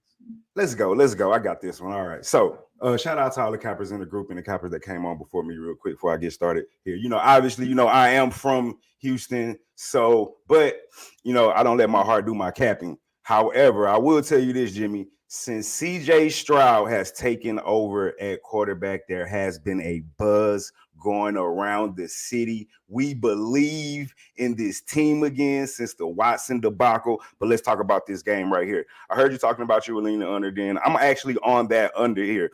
In every last one of the Saints 5 games, they have went under this total here. And out of Houston's 3 of their 5 games, they have went under the total here. The Saints defense is ranked number 3 in yards allowed. Now I will say this. They haven't faced many top quarterbacks if you go look at their schedule and who they've played. I think the best quarterback they have played is Baker Mayfield. For what you think about him, obviously he's having a great year this year, but and Jordan Love, which they probably should have won that game. He had a magnificent fourth quarter here, but I am definitely on this. The Saints offense is just terrible right now. Derek Carr, Derek Carr has not been playing well this season on 4 touchdowns, on 2 interceptions. QBR at 49.1. He's completing about 65% of his completion rate. 28th in scoring, 22nd in passing. This team is just not producing any points. So we move on to the Texans. Obviously, like I said, I'm a homer here. CJ Stroud has been amazing. 7 touchdowns on 0 interceptions, in my opinion, rookie of the year as we speak right now. The passing deep offense is ranked 3rd, but offensively on the rush game, we cannot run the ball. 26th in rushing. So all we got is the passing. So you're talking about a Saints defense leaning on Marcus Lattimore in that group. I do have the under the total here at 42. I'm also with you though, Jimmy. I got the Texans money line. I think we can do just enough to get by just enough scoring to get over the Saints here. I don't even need the 2 points. I think I'm looking at like a 17-10 type game, Jimmy. This is a 20-14. It's very low scoring. So put me on the Texans money line. I'm also on the under 42 as well. You got it locked down. We're going to give you 42.5 here because that's available, minus 112 at Pinnacle, just for 2 pennies. So we'll give you the 42.5. And we'll also give you the +1, it looks like +116 best we can give you for the money line. It's better than what I got. I got the +105. All right, Marley's first official bets here on NFL Pub Hub are in, under 42.5 and the Texans money line. By the way, Flash is good to go, so he's going to be joining us after our guy Marley. Marley, next up for you is a huge game. And it's been very contentious here in the chat, back and forth on different sides. Take it away for us. What is your plan? MetLife Stadium in East Rutherford, New Jersey, Eagles, Jets. Oh, man, this is the easy one for me right here.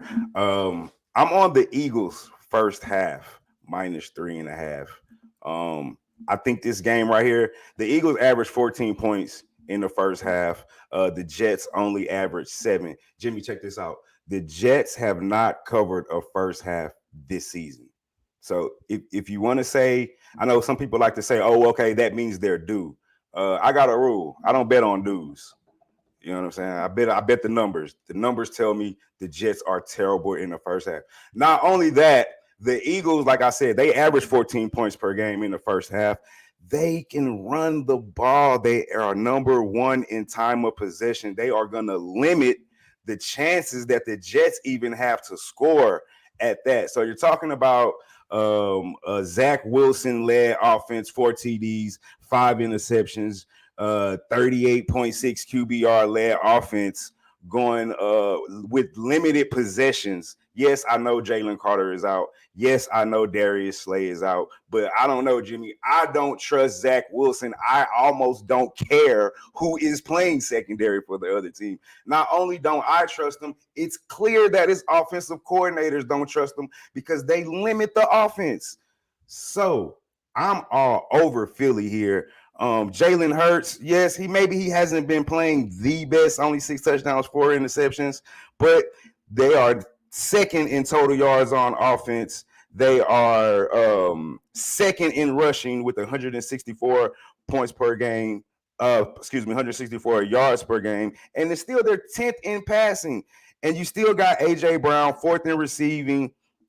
And I haven't even mentioned DeAndre Swift, 5.7 yards a carry. Now, I know everybody's talking about the Jets defense, but honestly, Jimmy, they're average defense. They're not elite. They're a good defense. Maybe they're a good to average defense, but I don't think they're necessarily an elite defense. No Sauce Garner and no DJ Reed. Give me Philly first half. Philly first half -3.5, -110. Marley, as I expected, you're getting a lot of love in the chat from your breakdowns. Let's get into your final breakdown. And I love this because it gives us fodder for Monday night action in our Monday night live stream right here, which we would love you to be more involved in our live streams as well, Marley, my guy. Take it away. Cowboys, Chargers, SoFi Stadium. Floor is yours, my man. Yeah, let's link, man. I'm definitely back. I had to take a break for some personal reasons, but I'm back on the scene. I'm back on the circuit, so let's do it. I love it. All right. Let's jump into this game. This is probably America's most hated team with, I guess, I say most hated, Dallas Cowboys. A lot of people hate them. Yeah, I was wondering. I'm like, man, maybe they're both fucking hated here. Yeah, man. I think they're the most hated and beloved team in the NFL. I'm speaking solely on the Cowboys. With that being said, the Cowboys are who I thought they were. They do this every season. They play phenomenal against poor teams. And then every time they run up against anybody that shows any resistance, they fold like a wet piece of paper towel. I'm not going to call them soft because I think the defense is pretty good, but obviously Stephon Diggs was huge. And I think they're missing him. And I think that that is who he's been.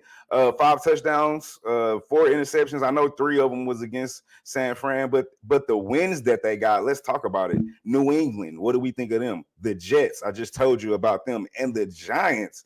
And people were talking about this was a Super Bowl team. They lost to Arizona. We don't even have to talk about San Francisco. Now you got the Chargers coming off a bye week, might I add. So they've had 2 weeks to prepare for this Cowboy team. I think Herbert is going to carve this secondary up. 7 touchdowns, 1 interception, 69.9 QBR. Keenan Allen 10th in receiving, 5th in total yards, 6th in passing. I mean, this offense is, and I know Eckler's coming back, but to be honest with you, the way Herbert's been playing, my only concern with the Chargers, Jimmy, is sometimes their coach just makes terrible decisions in the clutch moments or in game and pivotal moments when it's like, bro, just punt the ball, or bro, just take the field goal. It's just sometimes he goes for it in just terrible situations. But I'm on the Chargers. Keenan Allen revenge game. He knows this defense. He's went up against this defense night in and day out for a couple of seasons. He knows where the weaknesses are. I'm sure they're going to I see Herbert carving up this defense and making the Dallas Cowboys have to rely on Dak, and we know what happens when they have to rely on Dak. He just can't do it. And the Chargers defense may not be great, but one thing they can do is rush the passer. Bosa's back, Khalil Mack on the other side. So if they do get a lead, that's one thing Dallas does have to worry about. I got the Chargers. I don't want the points. Putting me on the money line. Chargers money line for my guy Marley to close up his card. We can give you a plus. Wow, it's going down very quickly all of a sudden. So a plus one. Oh, was that plus 110 available? Yes, plus 110 over at Penny. Chargers plus 110 over at Penny. Let's review Marley's action here, making his NFL pop-up debut. Chargers plus one last thing, Jimmy. One last thing. I'm not sure of the exact record. It slipped my mind real quick, but teams coming off playing San Francisco are not doing well, and that's because San Francisco is super physical. They beat you up, and you don't have time to recover it. And meanwhile, Chargers got 2 weeks to get ready for it. No, I'm right with you. I'm on Chargers money line too. We have the under 42.5 in Saints, Texans, and Texans money line plus 116. Eagles first half minus 3.5 minus 110, and the Chargers money line at plus 110. Marley, before you go, tell us a little bit about what's going on your channel for all the cappers watching. Yeah, man, if you can't see that big logo right there, it's at Brothers and Bets. You can follow me at Marley Bets. We do college breakdown on Wednesdays and NFL breakdowns on Fridays. And now that I'm back, hopefully you'll see me here a lot more with Jimmy and the gang and the rest of the guys. I love it. There he is right now at Marley_bets on X. And if you come down to Pubapalooza in Texas, you get to hang out with the whole squad of Brothers and Bets. So love Marley making his debut. Let's move from Texas now down to Escazú, Costa Rica, and bring him on. Everybody wants to hear his thoughts and plans and everything about the man. Please welcome Flash to the show. Flash, how are you? You can hear me okay now? Yeah, you sound smooth, man. Yeah, I think Pepe was moon dancing on my keyboard. I'm like a fish up a tree when it comes to technical difficulties. First of all, you were saying about putting money in your pocket. You took money out of mine. I told you the 49ers in July before we did the Women's World Cup, and then I had to take the plus 410 this week for them to be Super Bowl winners. I mean, they're probably too close to your heart, and listen, they look different class. Dare I say it, they remind me of my Patriots back in the day. So I'm all over the 49ers. I took the plus 410. I don't see them not being in the Super Bowl final. And then I believe that they'll be favorites, whoever they play. I agree. The injuries hopefully aren't playing a role. But, I should have taken them at 7-1 and was hoping for, an opportunity early in the season. It slipped through my grasps. But let's get to your action now here, Flash, my man, because we start with Vikings Bears at Soldier Field, Chicago, Illinois. We've heard a couple cappers talk about this game. What's your plan of action? I've gone with the class. The class is the Vikings, and the thing is, obviously, we know that Jefferson's out, but then that means the defense on the Bears, they can't have a plan because they've got so many different weapons that I think it's going to take them maybe the first half to adjust. I think he's got that many options. I just see that there's a different quality about the Vikings, and I've gone with the first half. I think I've gone first half minus 1.5. Now I understand that they've not been leading at the half, but I think there's just a gap in these two, and I've got it. It's Vikings or nothing, and for them to minus 1.5 first half, I think that they lead. And then my job's done. You got it. Vikings, Bears, Vikings first half minus 1.5, minus 107. And Jesse Do or Die Nunez talking about the weather in Chicago at this point, which is great. this was hammered down to the under because of the thought that it was going to be rainy. I know it's windy, but I moved on the over, and I got the Vikings with you full game. Your next spot on the board is going to make us a little nervous because he just heard Marley's breakdown, and he knows I'm on it too. But Flash very comfortable being on the other side of me. So let's talk about it. Saints, Texans, Flash, floor is yours. Yeah, this is my banker now. I'm just going with the D. They jump all over it. We know that the Texans have done really, really well, but this is an elite defense, and with the offensive weapons, they've got to be able to sort it out. Listen, I'm not one of those that short-termism and say, oh, look, the Saints put up 34 against the Patriots. Patriots are like walking in treacle. So for me, I'm just going to go with, again, I think there's a different class. I mean, if you told me preseason, look, week 6, the Saints versus the Texans, I want to be with the Texans, but I'm getting like -1.5 on the Saints with their D. Again, I think it may go under 42. I think CJ Stroud's going to be one of those where he's going to get different looks, and this may well find him out. I think he's done absolutely brilliant. I'm not going to crab him, but in this situation, I'm going to get the Saints at -1.5. I mean, I just took -2 as well, though, James. That's how confident, and it's my banker, so it's 2 units going on this full game. Saints, I see them putting up points on D, and I see them putting up points on the offense as well. So for me, it's not. I'm not even looking at the Texans. I think they've done great, but this is different class. Yeah, no, and you're right. I mean, I'm drinking the juice on CJ Stroud, and we'll see if that costs me against this great Saints secondary. Saints -1.5, -115 right now at Pinnacle. Marty Riggs, by the way, saying just 10-mile-per-hour winds right now in Chicago, and Alex Ramirez saying full circle. Welcome back, Flash. A lot of love for you. Ronnie Berge saying Flash is a legendary, and Terry Walker agreeing with your take here on Saints -1.5. Let's move on to your next spot. So it hasn't come up yet in this game, and everybody wants to talk about it. So I'm so thankful you got it on your card. Seattle Seahawks at Cincinnati Bengals, Paycor Stadium in Cincinnati, Ohio. 57 Fahrenheit, mostly cloudy, 9 miles per hour. We talked a long time on Bankroll Blitz, our Tuesday show with my man Troy Torrance, about how much healthier the Seahawks are thanks to the bye week and how young they are. And we talked a lot about how immediately when this line came out, I wanted to bet the Bengals -2.5 and -120. It was the first thing I wanted to do. I still haven't done it yet. My fear of what the Seahawks can do here has slowed me down. You know, if I had a free bet, sure, I'd be on it. Seahawks, DK Metcalf, good to go. Jamal Adams, good to go. And same for the Bengals. Higgins is now a good to go, and Awuzie is still out. So is Akeem Davis-Gaither. So they're both still out. But Cam Taylor-Britt's been looking very good. Now you have DJ Turner, who's got to really step it up here because he'll be in today. So but Awuzie isn't actually listed as out at this point. He could possibly be in the lineup here. This spread is at 3. The 2.5 left pretty quickly. I guess not that quick, but in 3s we have now, and even when it was at 3, it dropped back to 2.5 there very shortly. Very juiced to the Bengals again, but you could have got the Bengals -2.5, -119 earlier this morning. Right now, the 3 for the Bengals is +102, and for the Seahawks it's -113. And when we get into the total for this one, let's move over here. We have it's sitting at 45.5. It opened up at 40. Sorry, it opened up at 45. We've actually had no movement whatsoever now on this total.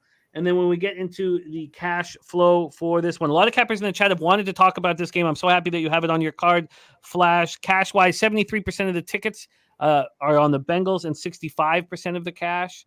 And from a total side of things, we have 24% of tickets on the under, just 24, it's not moved, and 41% of the cash.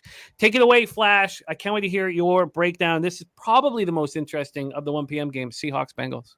Yeah, listen, the reason I've gone with this is basically I think the Bengals D get pressure on Geno. I've gone with first half. I went with -0.5 for the Bengals to be leading at halftime because I think the Seahawks, and I've been with them 3 out of the first 4 or 5 weeks, and it's like when they're desperate, they've got weapons. But I think the Bengals are going to get them on the back foot early. I think that the scripted plays are going to help Joe Burrow. The Bengals looked okay. Again, not short-termism. I'm not going to say, they're back. But this is a game when they cannot afford to lose. So they've got to be sharp early on. I think they go into the half leading, and then Seattle they've got weapons themselves, but that O-line, I'm not sure. I think the Bengals will get pressure on Geno, move him around. And the thing is with Geno, he's not as good. He's not as good as people think he is. So I'm going to go against Geno with the Bengals D. I think they get pressure. And I think that Joe Burrow is going to get good field position. And you're giving me basically 0.5 at the first half. So basically just Bengals to be leading at halftime.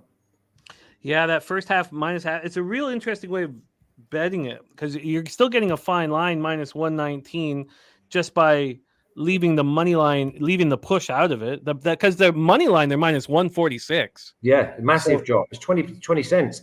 But the other one is, though, you Seahawks are dangerous when they've got to produce. When they're trying to control a game, they'll bang ordinary. You've seen them this year. But when they have to make plays, they have to go deep. They're dangerous. They're a good side, the Seahawks, and in other situations, I've been with them, and in other situations, I will be with them again. But in this situation, minus a half, at around minus 120 for the home side, who have to win this game. They have to get parity back on that win-loss column. So for me, the Bengals put up or shut up. That's one of my favorites. And today, they've got to put up. I like this. I like what you've done here. It's very important for all cappers to to see what you've done because that minus 146. I mean, we're talking. It's a big difference. I like it. Just to take out the push, take out the push and drop it down to a reasonable price. And of course, talking about the danger of the Seahawks. So I like what you've done here.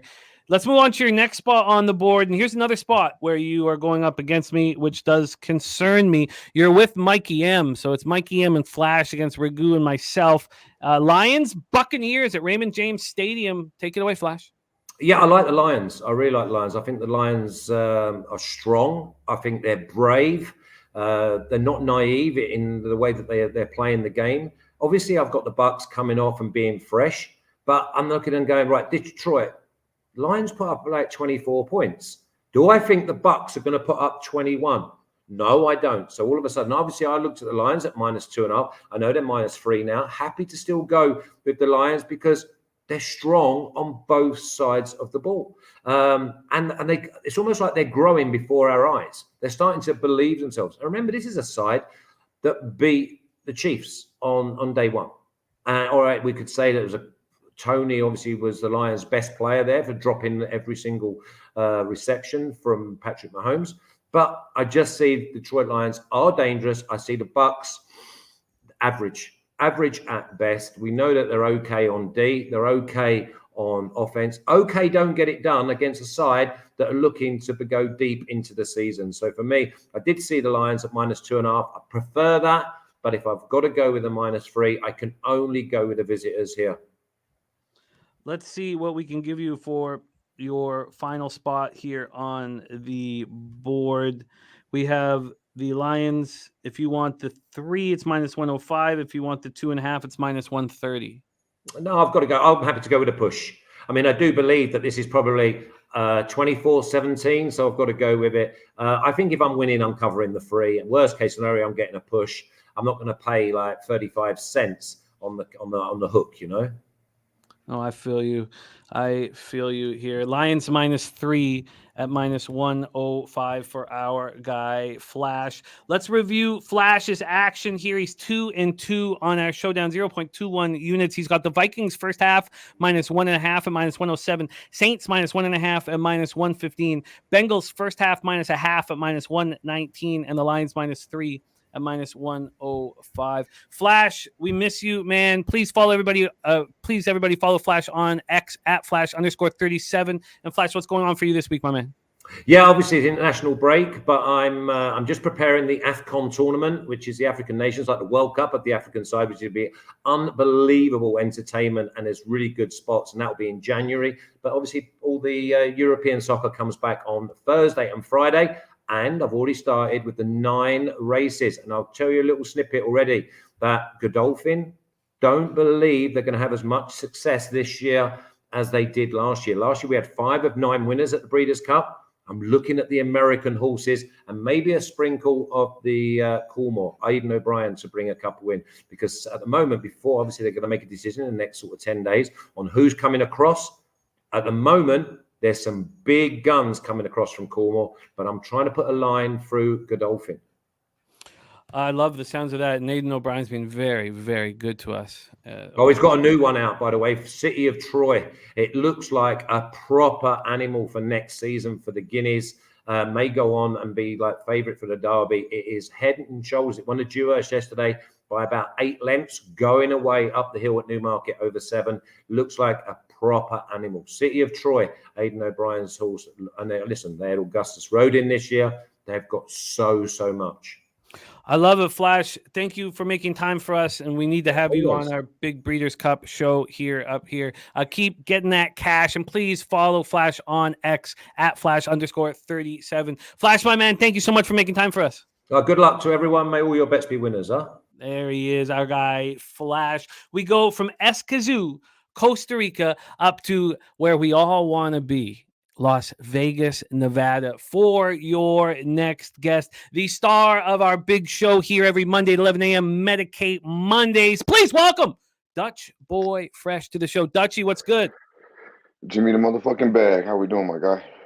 We are doing good. Thank you for making time for us. I know that you had a late night last night, and it means a ton that you are making time for us here. 2-3 in week 3, just barely in the red, 0.23 units. Let's get right to work here, Dutchy, my guy. We start at 1 p.m. Eastern for a game that hasn't been talked about. Again, a game that hasn't been talked about here.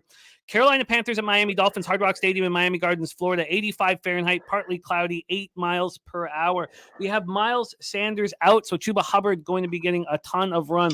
And this defense has just been demolished. It's been absolutely demolished, unfortunately, and it was going to be good. But injuries have taken its toll. You lose your captain of defense, Shaq Thompson, then your secondary gets just, destroyed with J.C. Horn out, most importantly. Now Xavier Woods as well. It's too bad.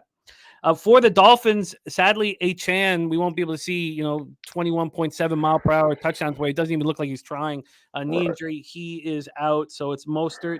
Also, we thought that Jeff Wilson Jr. would be back. He's not back, so it's Salvin Ahmed going to be the backup running back. And then you have Connor Williams out, the offensive lineman. Connor Williams out. So let's move into the line history here. I love that you have this game. Now, our guy, Dave Rogers, also has this game, but he's a power out right now, so I'm not sure if he's going to come on. So this is important that Dutchy has this game. So let's talk about the line history here. We're now at minus 14, but it's a no vig minus 14, so sort of a 13.5 over at Pinnacle. And from a total side of things here, we have over here from a total side of things, we're sitting here at 47. It's a 47. There are 47.5s out there. This opened up at 48.5. And then over to the cash flow. Let's get this cash flow up. What a my bad, Jim. But I know we both got this under on this Titans game. We held them to a field goal right there. So yeah, I've been trying so hard not to keep just staring at it. My nerves are like this. I'm not joking, bro. I'm like, fuck. But yeah, that was good. They tried to fuck us, bro. They tried to fuck us. Hopefully we can get out of it. They've done everything in their power to fuck us here. But bro, it's disgusting. I doubled down on that 42. So let's get the fuck out of London with a W, bro. Let's get this fucking home, man. Let's get this home. Also, there's been a real interesting thing that is being tracked by Troy, and we're going to go bigger with it. But all these totals, and we're trying to figure out, we've been hypothesizing on why this is happening, but all these totals between 40 and 43 that have been going to the over, moving 2 points or, over a point to the over, have all been going under. They've all the unders are cashing. And we're trying to decide, we're working on something with it, but this is another one that will cash then that's been moving to the over. Here for the cash flow in your first spot, we have 48% of the tickets and 76% of cash on the under. And on the spread, we have, and interestingly enough, 18% of the tickets on the Panthers, but 46% of the cash. Take it away, Dutchy, your first spot on the board. Panthers, Dolphins. Yeah, man. Shout out to all the real ones in the chat. Yeah, man, it would be nice to have Achane out there. Our boy Dabby Cap gave him out as a, rookie of the year, offensive rookie of the year. It looks like he might be out for a little bit, but we know one thing about the Miami Dolphins is they're loaded with speed. I mean, I would like to see him out there, absolutely. But to me, man, there's levels to this shit. And the Dolphins are on a whole motherfucking another level than the Carolina Panthers. The Panthers, to me, are number one fade team in the NFL. Just state them. I mean, if you watch the Panthers, I mean, yeah, they got Thielen. They got a couple dudes on defense.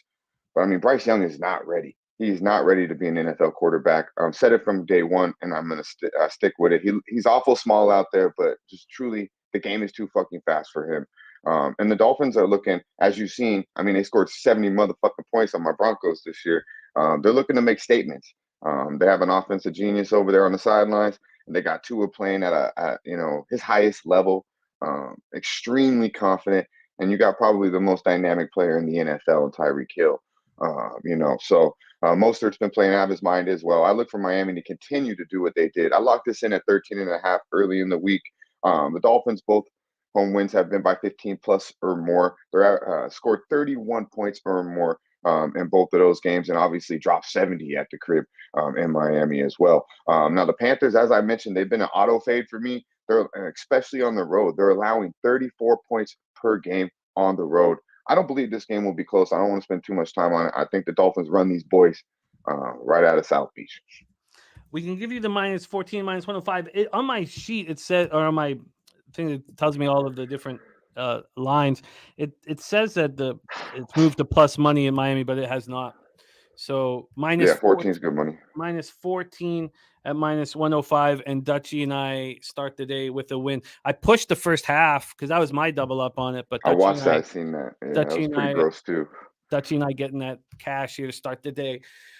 May it be a sign of glory to come, Dutch, my man. Next up for you, a game we just spoke about, and I can't wait to hear your breakdown. Everybody in the chat was waiting for when is Seahawks-Bengals going to be broken down. Well, we just heard Flash break it down, and he moved on the Bengals first half, -0.5 at -119, and now we hear our guy, Dutchie, touch about it. Seahawks-Bengals, take it away. Yeah, man, I caught a little bit of Flash's breakdown, and I'm with him. I'm more full game. I don't mind the first half play. I liked his breakdown. I do believe they'll get pressure on Geno. I don't think the Seahawks. I mean, the Seahawks, man, I think they're okay. I think they're okay, to be quite honest with you. I think they did find the Lions in a pretty good spot, fat and happy after beating Kansas City there on that Thursday night after week 1. But that was an impressive win to go to Detroit and beat them. But outside of that, I mean, they lost to the Rams in Seattle, and they beat the Panthers and the fucking Giants. I mean, we just talked about the Panthers, and we know what the Giants are. So I'm not going to be too high on the Seattle team so far. Also, they are off a bye. That's one thing I probably was standing in my way before I bet this, but too many other things go my way, I think. And first of all, you got Joe Burrow looking like Joe Burrow again. I think he's getting his legs back. Obviously, he didn't play too much in the preseason, practicing with that calf injury. Now after week 5, I believe we're seeing him off of his best game this year. It was against the Arizona Cardinals, but hey, man, the Cardinals been playing football this year so far. Joe Burrow looked real nice, and most importantly, Jamar Chase showed the fuck up on Sunday, 3 touchdowns. I mean, had a motherfucking game. I believe he'll do the same damn thing against the Seattle Seahawks secondary, who's allowing 220 yards per game to wide receivers this year so far. That's second worst in the NFL. And now you're going to line up against Joe Burrow at the crib with Jamar Chase stealing himself. We know what Tyler Boyd can bring. We know Burrow's one of the elite quarterbacks in this game. Haven't seen it so much so far this year, but don't forget, this was Joe motherfucking cool. Also, crunch time, money time, fourth quarter. Seattle's 3 and outs 42% of the time drives in the fourth quarter. That's worst in the NFL. So when the money time in Cincinnati in the fourth quarter, I believe the Bengals will step up, and Seattle will continue to do what they've done this year, not move the ball. And actually, we'll see a lot of 3 and outs here late in this game. Also, they're not that disciplined. This could be as you mentioned, could be probably the best game on the card. This in the morning games. I think these things are going to come into big keys here, and that's penalties. This team in Seattle's not disciplined. They average 69 yards penalties a game. That's worst in the NFL. On the other hand, you got the Bengals. Surprisingly, the Cincinnati motherfucking Bengals, 31 yards penalties per game. That's second best in the NFL. So if this game's close, I think these things matter. I think you give me Joe motherfucking cool at the crib. I like 3. The 2.5 was a beautiful thing, but the 3 is good money. The 3 is even money at Pinnacle. It's funny because other books are starting to juice it legit. The 2.5 -125. What would you prefer? No, just give me Just go ahead. Let's keep that juice down. -3 at +100. Let's move on to your next spot on the board, and it's the Browns-Niners. And everybody's wanted to talk about it. We only heard a little bit off the top from Mikey M on this spot, and he has moved on the part of his teaser. This is the second leg of his teaser with the Niners. He got them down to 3. Let's talk about your plan here with this one. As we know, PJ Walker under center for the Browns. Right now, we have this line sitting at 9.5 or a juiced 10. Take it away for us here, Dutchie. We have Niners, Browns. Yeah, this one's pretty simple to me. I mean, you could say maybe the Niners are feeling themselves after beating the Cowboys, but I mean that shit, the proof was on the wall for me. I seen that shit coming. The Niners are fugazi. I mean, excuse me, the Cowboys are fugazi as fuck, and the Niners are the complete opposite. I mean, they're the real motherfucking deal, Jimmy, and I'm sure you love watching them play football. Bryce Purdy continues to silence the doubters. Not the highest on this kid, but I mean, hey, he doesn't make mistakes, and when you don't make mistakes in the NFL and you're that fucking talented of a football team, you're going to win an awful lot of football games. And the Browns are in big time trouble here. They tried to go to DTR. Now they're looking at the journeyman Walker. Yeah, we've seen Walker had his day maybe once or twice, but this was probably quite some time ago. They're going against the fucking elite defense. I wouldn't be surprised if Walker doesn't make it out of the first half and we see DTR back there. This O-line is beat to shit for Cleveland. They're in misery over there. Shout out to our boy, Mr. Bless in the land. But man, Cleveland, the Browns, they're dookie right now, and we're going to fade them first half. We're loading up on the Niners. They're 4-1 ATS first half in this year, averaging 19 points per half in the first half. So I laid the 6. Also, they've covered in 3 straight first halves as well. 4-1 on the season, as I mentioned. So I think the Browns, obviously no Chubb, no Watson. I mean, they got the B squad out there, and you got one of the number 1 teams in the league coming in, and they're going to do what they do. I don't mind the full game. I actually might get to the window on the full game, Jim. I was thinking about that if this morning game went all right, but I already have the 6 in my pocket, so we'll make that official for first half. First half -6. Terry Walker got in really early on the -5. What a job. That's got to feel good. Yeah. Let's see what this first half is that we can give you juice-wise here. By the way, Dave Rogers is unable to the power is out there. So Dutchie, our guy Dutchie, we're going to close the show with Dutch, and then we'll review all action here. Better take his ass to Starbucks. I don't know if there's a Starbucks where he is, man. He's out in the boons, man. Let's Niners, Browns here. The first half is being bet, as you would imagine. It's getting bet. It's getting hammered right now. Yeah. Some Anything in their touchdown was really good to me. Wow. This is wild. It's getting bet. So Heritage just moved it to 7, but we can get you a 6.5, -107 at Pinnacle. Let's make it happen, man. -6.5. A -107 at Pinnacle available right now. Dutchie's action available right now. We close up shop here with Patriots Raiders at Allegiant Stadium in Las Vegas, Nevada. I'm really excited about this football game. And, when you hear the action on Dutch, it's going to just give me more confidence in my action. But when it comes down to it here, I don't care what Belichick's done. I don't care. Don't give me any stats on what he's done. And also, don't give me any stats on the Patriots. Don't give me any stats on their defense. I know that it will improve, that he'll figure it out, without Judon and Christian Collins, but I don't want any of it. I think Judon might be the most important defensive player. I mean, I don't want to take too much, but he's a top 5 defensive player in the league for me. And I just, I don't care. And usually I do, but in situations like this, if I had cared about all those stats, I wouldn't have been on the Saints last week. So I don't care. But we've heard people that do care and that are on the Pats, and I respect those takes, and it's part of the fun being on the other side of people. I'm not on the other side of Dutch. Dutch, take it away. Patriots Raiders at Allegiant.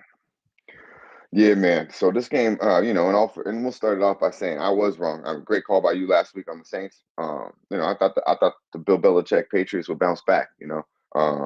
After getting that ass whooping by the Dallas Cowboys, which we seen, ain't really that good. But at the end of the day, man, I watched that whole complete game, and it was tilting as fuck, and it was pretty much embarrassing as fuck. After you load up on the Patriots after you win, you get the Jags outright when you take the dog. And you give it right fucking back in a disgusting ass way. That's gambling for you though with the Patriots. But you got to learn. You got to take the Knicks and you got to move on. and remember what the fuck you seen. And what I seen is Mac Jones ain't it. He's not it. And that offensive line is fugazi as fuck.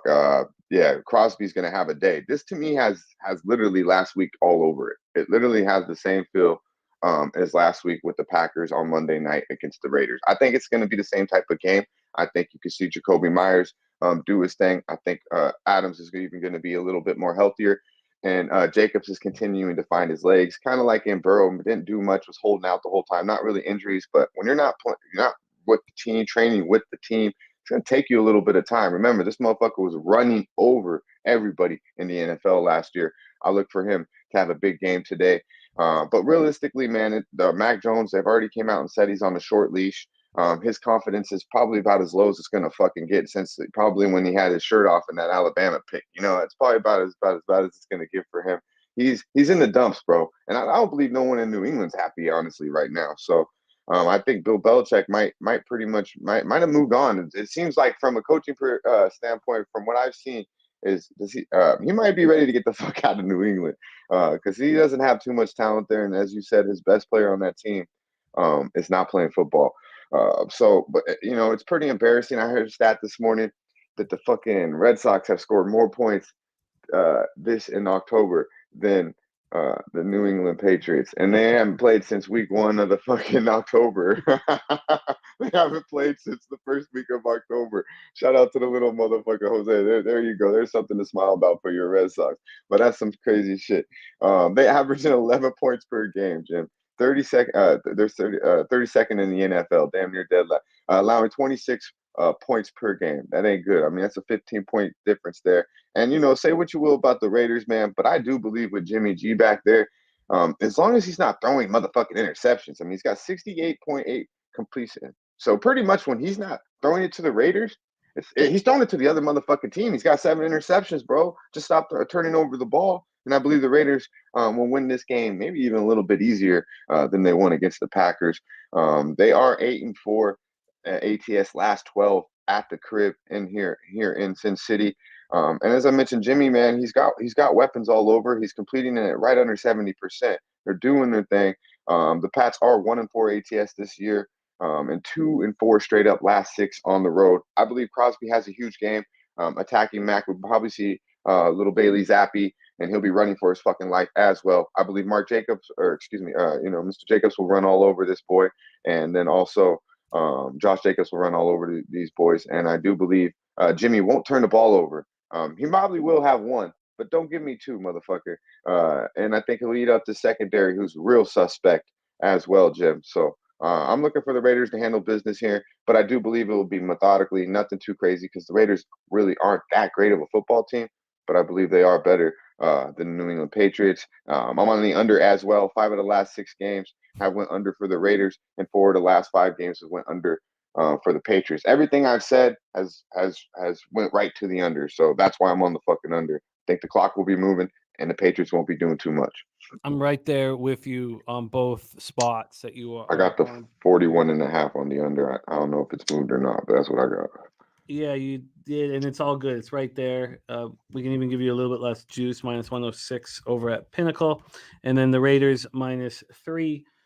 Let's grab that as well. Here, your Raiders minus 3. I can't wait for this game.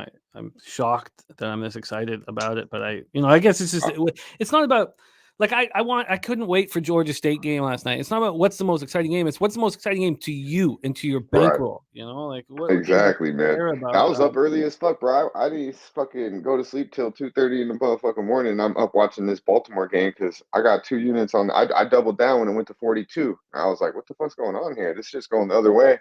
But I was confident. I've been real confident in my totals, and I'm not crazy on totals, but I mean the way I'm hitting these unders, like I'm stupid not to go to the fucking window, bro.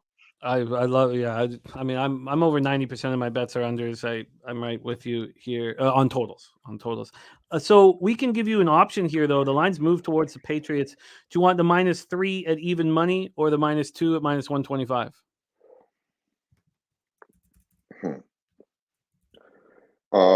Nah, I don't want to lay the 125. We'll do the 3. We'll do what I have in my pocket because I have the 3. So Perfect. I thought, yeah, this line has moved the other way too, just a little bit, not as much as obviously that total. No, I love it. -3 at +100. Raiders under 41.5, -106. He's on the 49ers first half, -6.5, -107. He's on the Bengals -3 at +100. Dolphins -14 at -105. And we are going up against a bunch of cappers on the Patriots, and one of them is using his stacks play today on it. Patriots +3. That's my guy, Justin McElvey. All right, we have 5 minutes till kickoff. Let's do a quick review. Of all action. Dutchie, thank you so much for making time for us, getting up so early just to deliver the goods here. It means so much to us, Dutchie. And I know you got NBA Red around the corner, so it's your time to shine. But thank you for making time. Please follow Dutchie on X at DutchBoyFresh. Dutchie, any last words for the cappers supporting the show? Yeah, man. Be sure to check us out tomorrow morning, 11 a.m. Eastern time, 8 a.m. on the Fresh Side right here. Medicate Mondays on Puff Sports Radio. We're going to vibe the fuck out. Dabby Cav, our boy Razor Sharp Picks, Mikey and Pimp Slap Play of the motherfucking day, LJ and Trout motherfucking Wham. The whole crew, all the real ones. Please show up, show some motherfucking love. And check out our shorts too. We're doing big things on the shorts. Check them out. Shout out to our guy T. Does beautiful things with those. So appreciate you, Jim, as always. And let's win some fucking money, my dude. Let's go get that cash. Dutch Boy Fresh in the house. All right, we have 4 minutes. Let's do a quick review of action. That Jameson bottle just asking me to bless. That Jameson wants to bless my action, unlike the Kraken that wants just to find me a ditch. Let's review all action here. I've added 2 spots. I've added 3, 2 during the show. I added Vikings -3 about, 45 minutes before the show. I added the under in Jacksonville, and I added the over in Chicago. Then I have Indy +4, Indy team total over 20.5, Houston money line, Vegas -3, New England, Las Vegas under 41.5, Philly, New York Jets under 41. That line's moved against me. All the other ones have gone. Well, actually, Houston's moved against me a little bit. Then I have Tampa Bay +3.5. I got -118 on that. Detroit, Tampa Bay under 44. Chargers +120. That is my action. Let me just give you guys very quickly here Troy Torrance's action here. Troy, my man Troy, is on the Colts money line, Colts +4.5, Bears money line, Bears +3, Bears +8.5, Texans +7.5 teaser, Bears +8.5, Chargers +8 teaser, Bucks +3.5, and he's dropped 2 units on that one. He's also dropped a little over 2 units on Colts +4.5. Bucks first line's under 44, and he's on Chargers +2.5. That is our guys' action there. Then let's move on to Gambler's first glance is Saints Houston over 42. The 5 spots on the Pub Sports Circa Millions contest: Colts +4, Miami -13.5, Saints -7.5, Chargers +2.5, and Las Vegas -3. That's all in order from our voting here. We're 13, 10, and 2 in that spot. Big Mastro's big bet is Chargers first half money line, and I just mentioned that Zach's play today is on the Patriots. So let's review all action, and then we'll head you right over to our guy Sharpie's red zone action, red zone coverage. Mikey M, who's been great, second right now out of 22 cappers on Jacksonville Indianapolis under 44. I joined him on that. His money line parlays Atlanta and Detroit. He's on the Eagles first half -3.5. He's a teaser Philadelphia -0.5, 49ers -3. He's on Arizona +7 and the under 51 in Cowboys Chargers. Clint McLean's on the Vikings money line. He's got Hawkinson over receiving yards and Hawkinson 1 touchdown, Hawkinson 2 touchdowns. He's on Colts +4 in the Colts money line, Jets +7, Garrett Wilson over receiving yards and Garrett Wilson touchdown. Then he's got Patriots +3 in the Patriots defensive or special teams touchdown. Brizzy's on doubling up on downs first over in the Colts, their downs, over 3.5 receptions and anytime touchdown. Then he heads over to Joshua Downs for over 18.5 rush yards and Cards, Rams, and Cup anytime touchdown. Big Ragu, who's 20 and 10 plus 10.27 units on Commanders team total over. He's on the first half over in Vikings, Bears, and Bears money line. He's on the Colts +4, Bucks +3, and the first half under 24.5 in Dallas Chargers. Flash is on Vikings first half -1.5, Saints -1.5 full game. Bengals first half -0.5, and Lions -3. Then our guy Marley making his NFL pop-up debuts on the under 42.5 in Saints, Texans, and the Texans money line. He's on Eagles first half -3.5. He's on the Chargers money line. Then Dutch Boy Fresh, we just broke down his action. So that is all of our action here. So let's get out there and get that cash. So let's let Jameson bless our action. I'll see you again for the live stream. But right now, let's go out there and get that cash. So thank you to all the cappers that support the show. We have absolutely nothing without you. Thank you for all of your support. Now let's go out there and get that cash. You can cut away, Vic, my man, as soon as I take the swig. That'll be the end of this show. But thank you guys. Professor Chris, Nasty Nate, Viper NB, Harold Williams, Rod Zawacki, Joe Chris T, the Cheshire Cat, Razor Sharp Picks. Yes, we have the NFL stream tonight, but we'll definitely be talking MLB Razor. We'd love to have you on. Love. I'll send you a message. Christopher Comentini, Turnsy, Ronnie Ambergia, Kem Peacock, Equinimus, Nordy, BJ, my guy BJ in the house. I think his max bet. I don't have it in front of me right now, but I believe it's the Chargers. Or sorry, the Bengals. Am I right there? Is it the Bengals money line?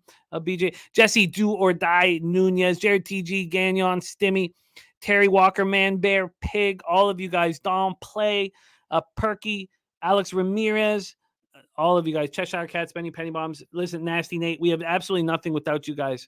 So thank you. And thank you to our producer, Vic, who did a spectacular job.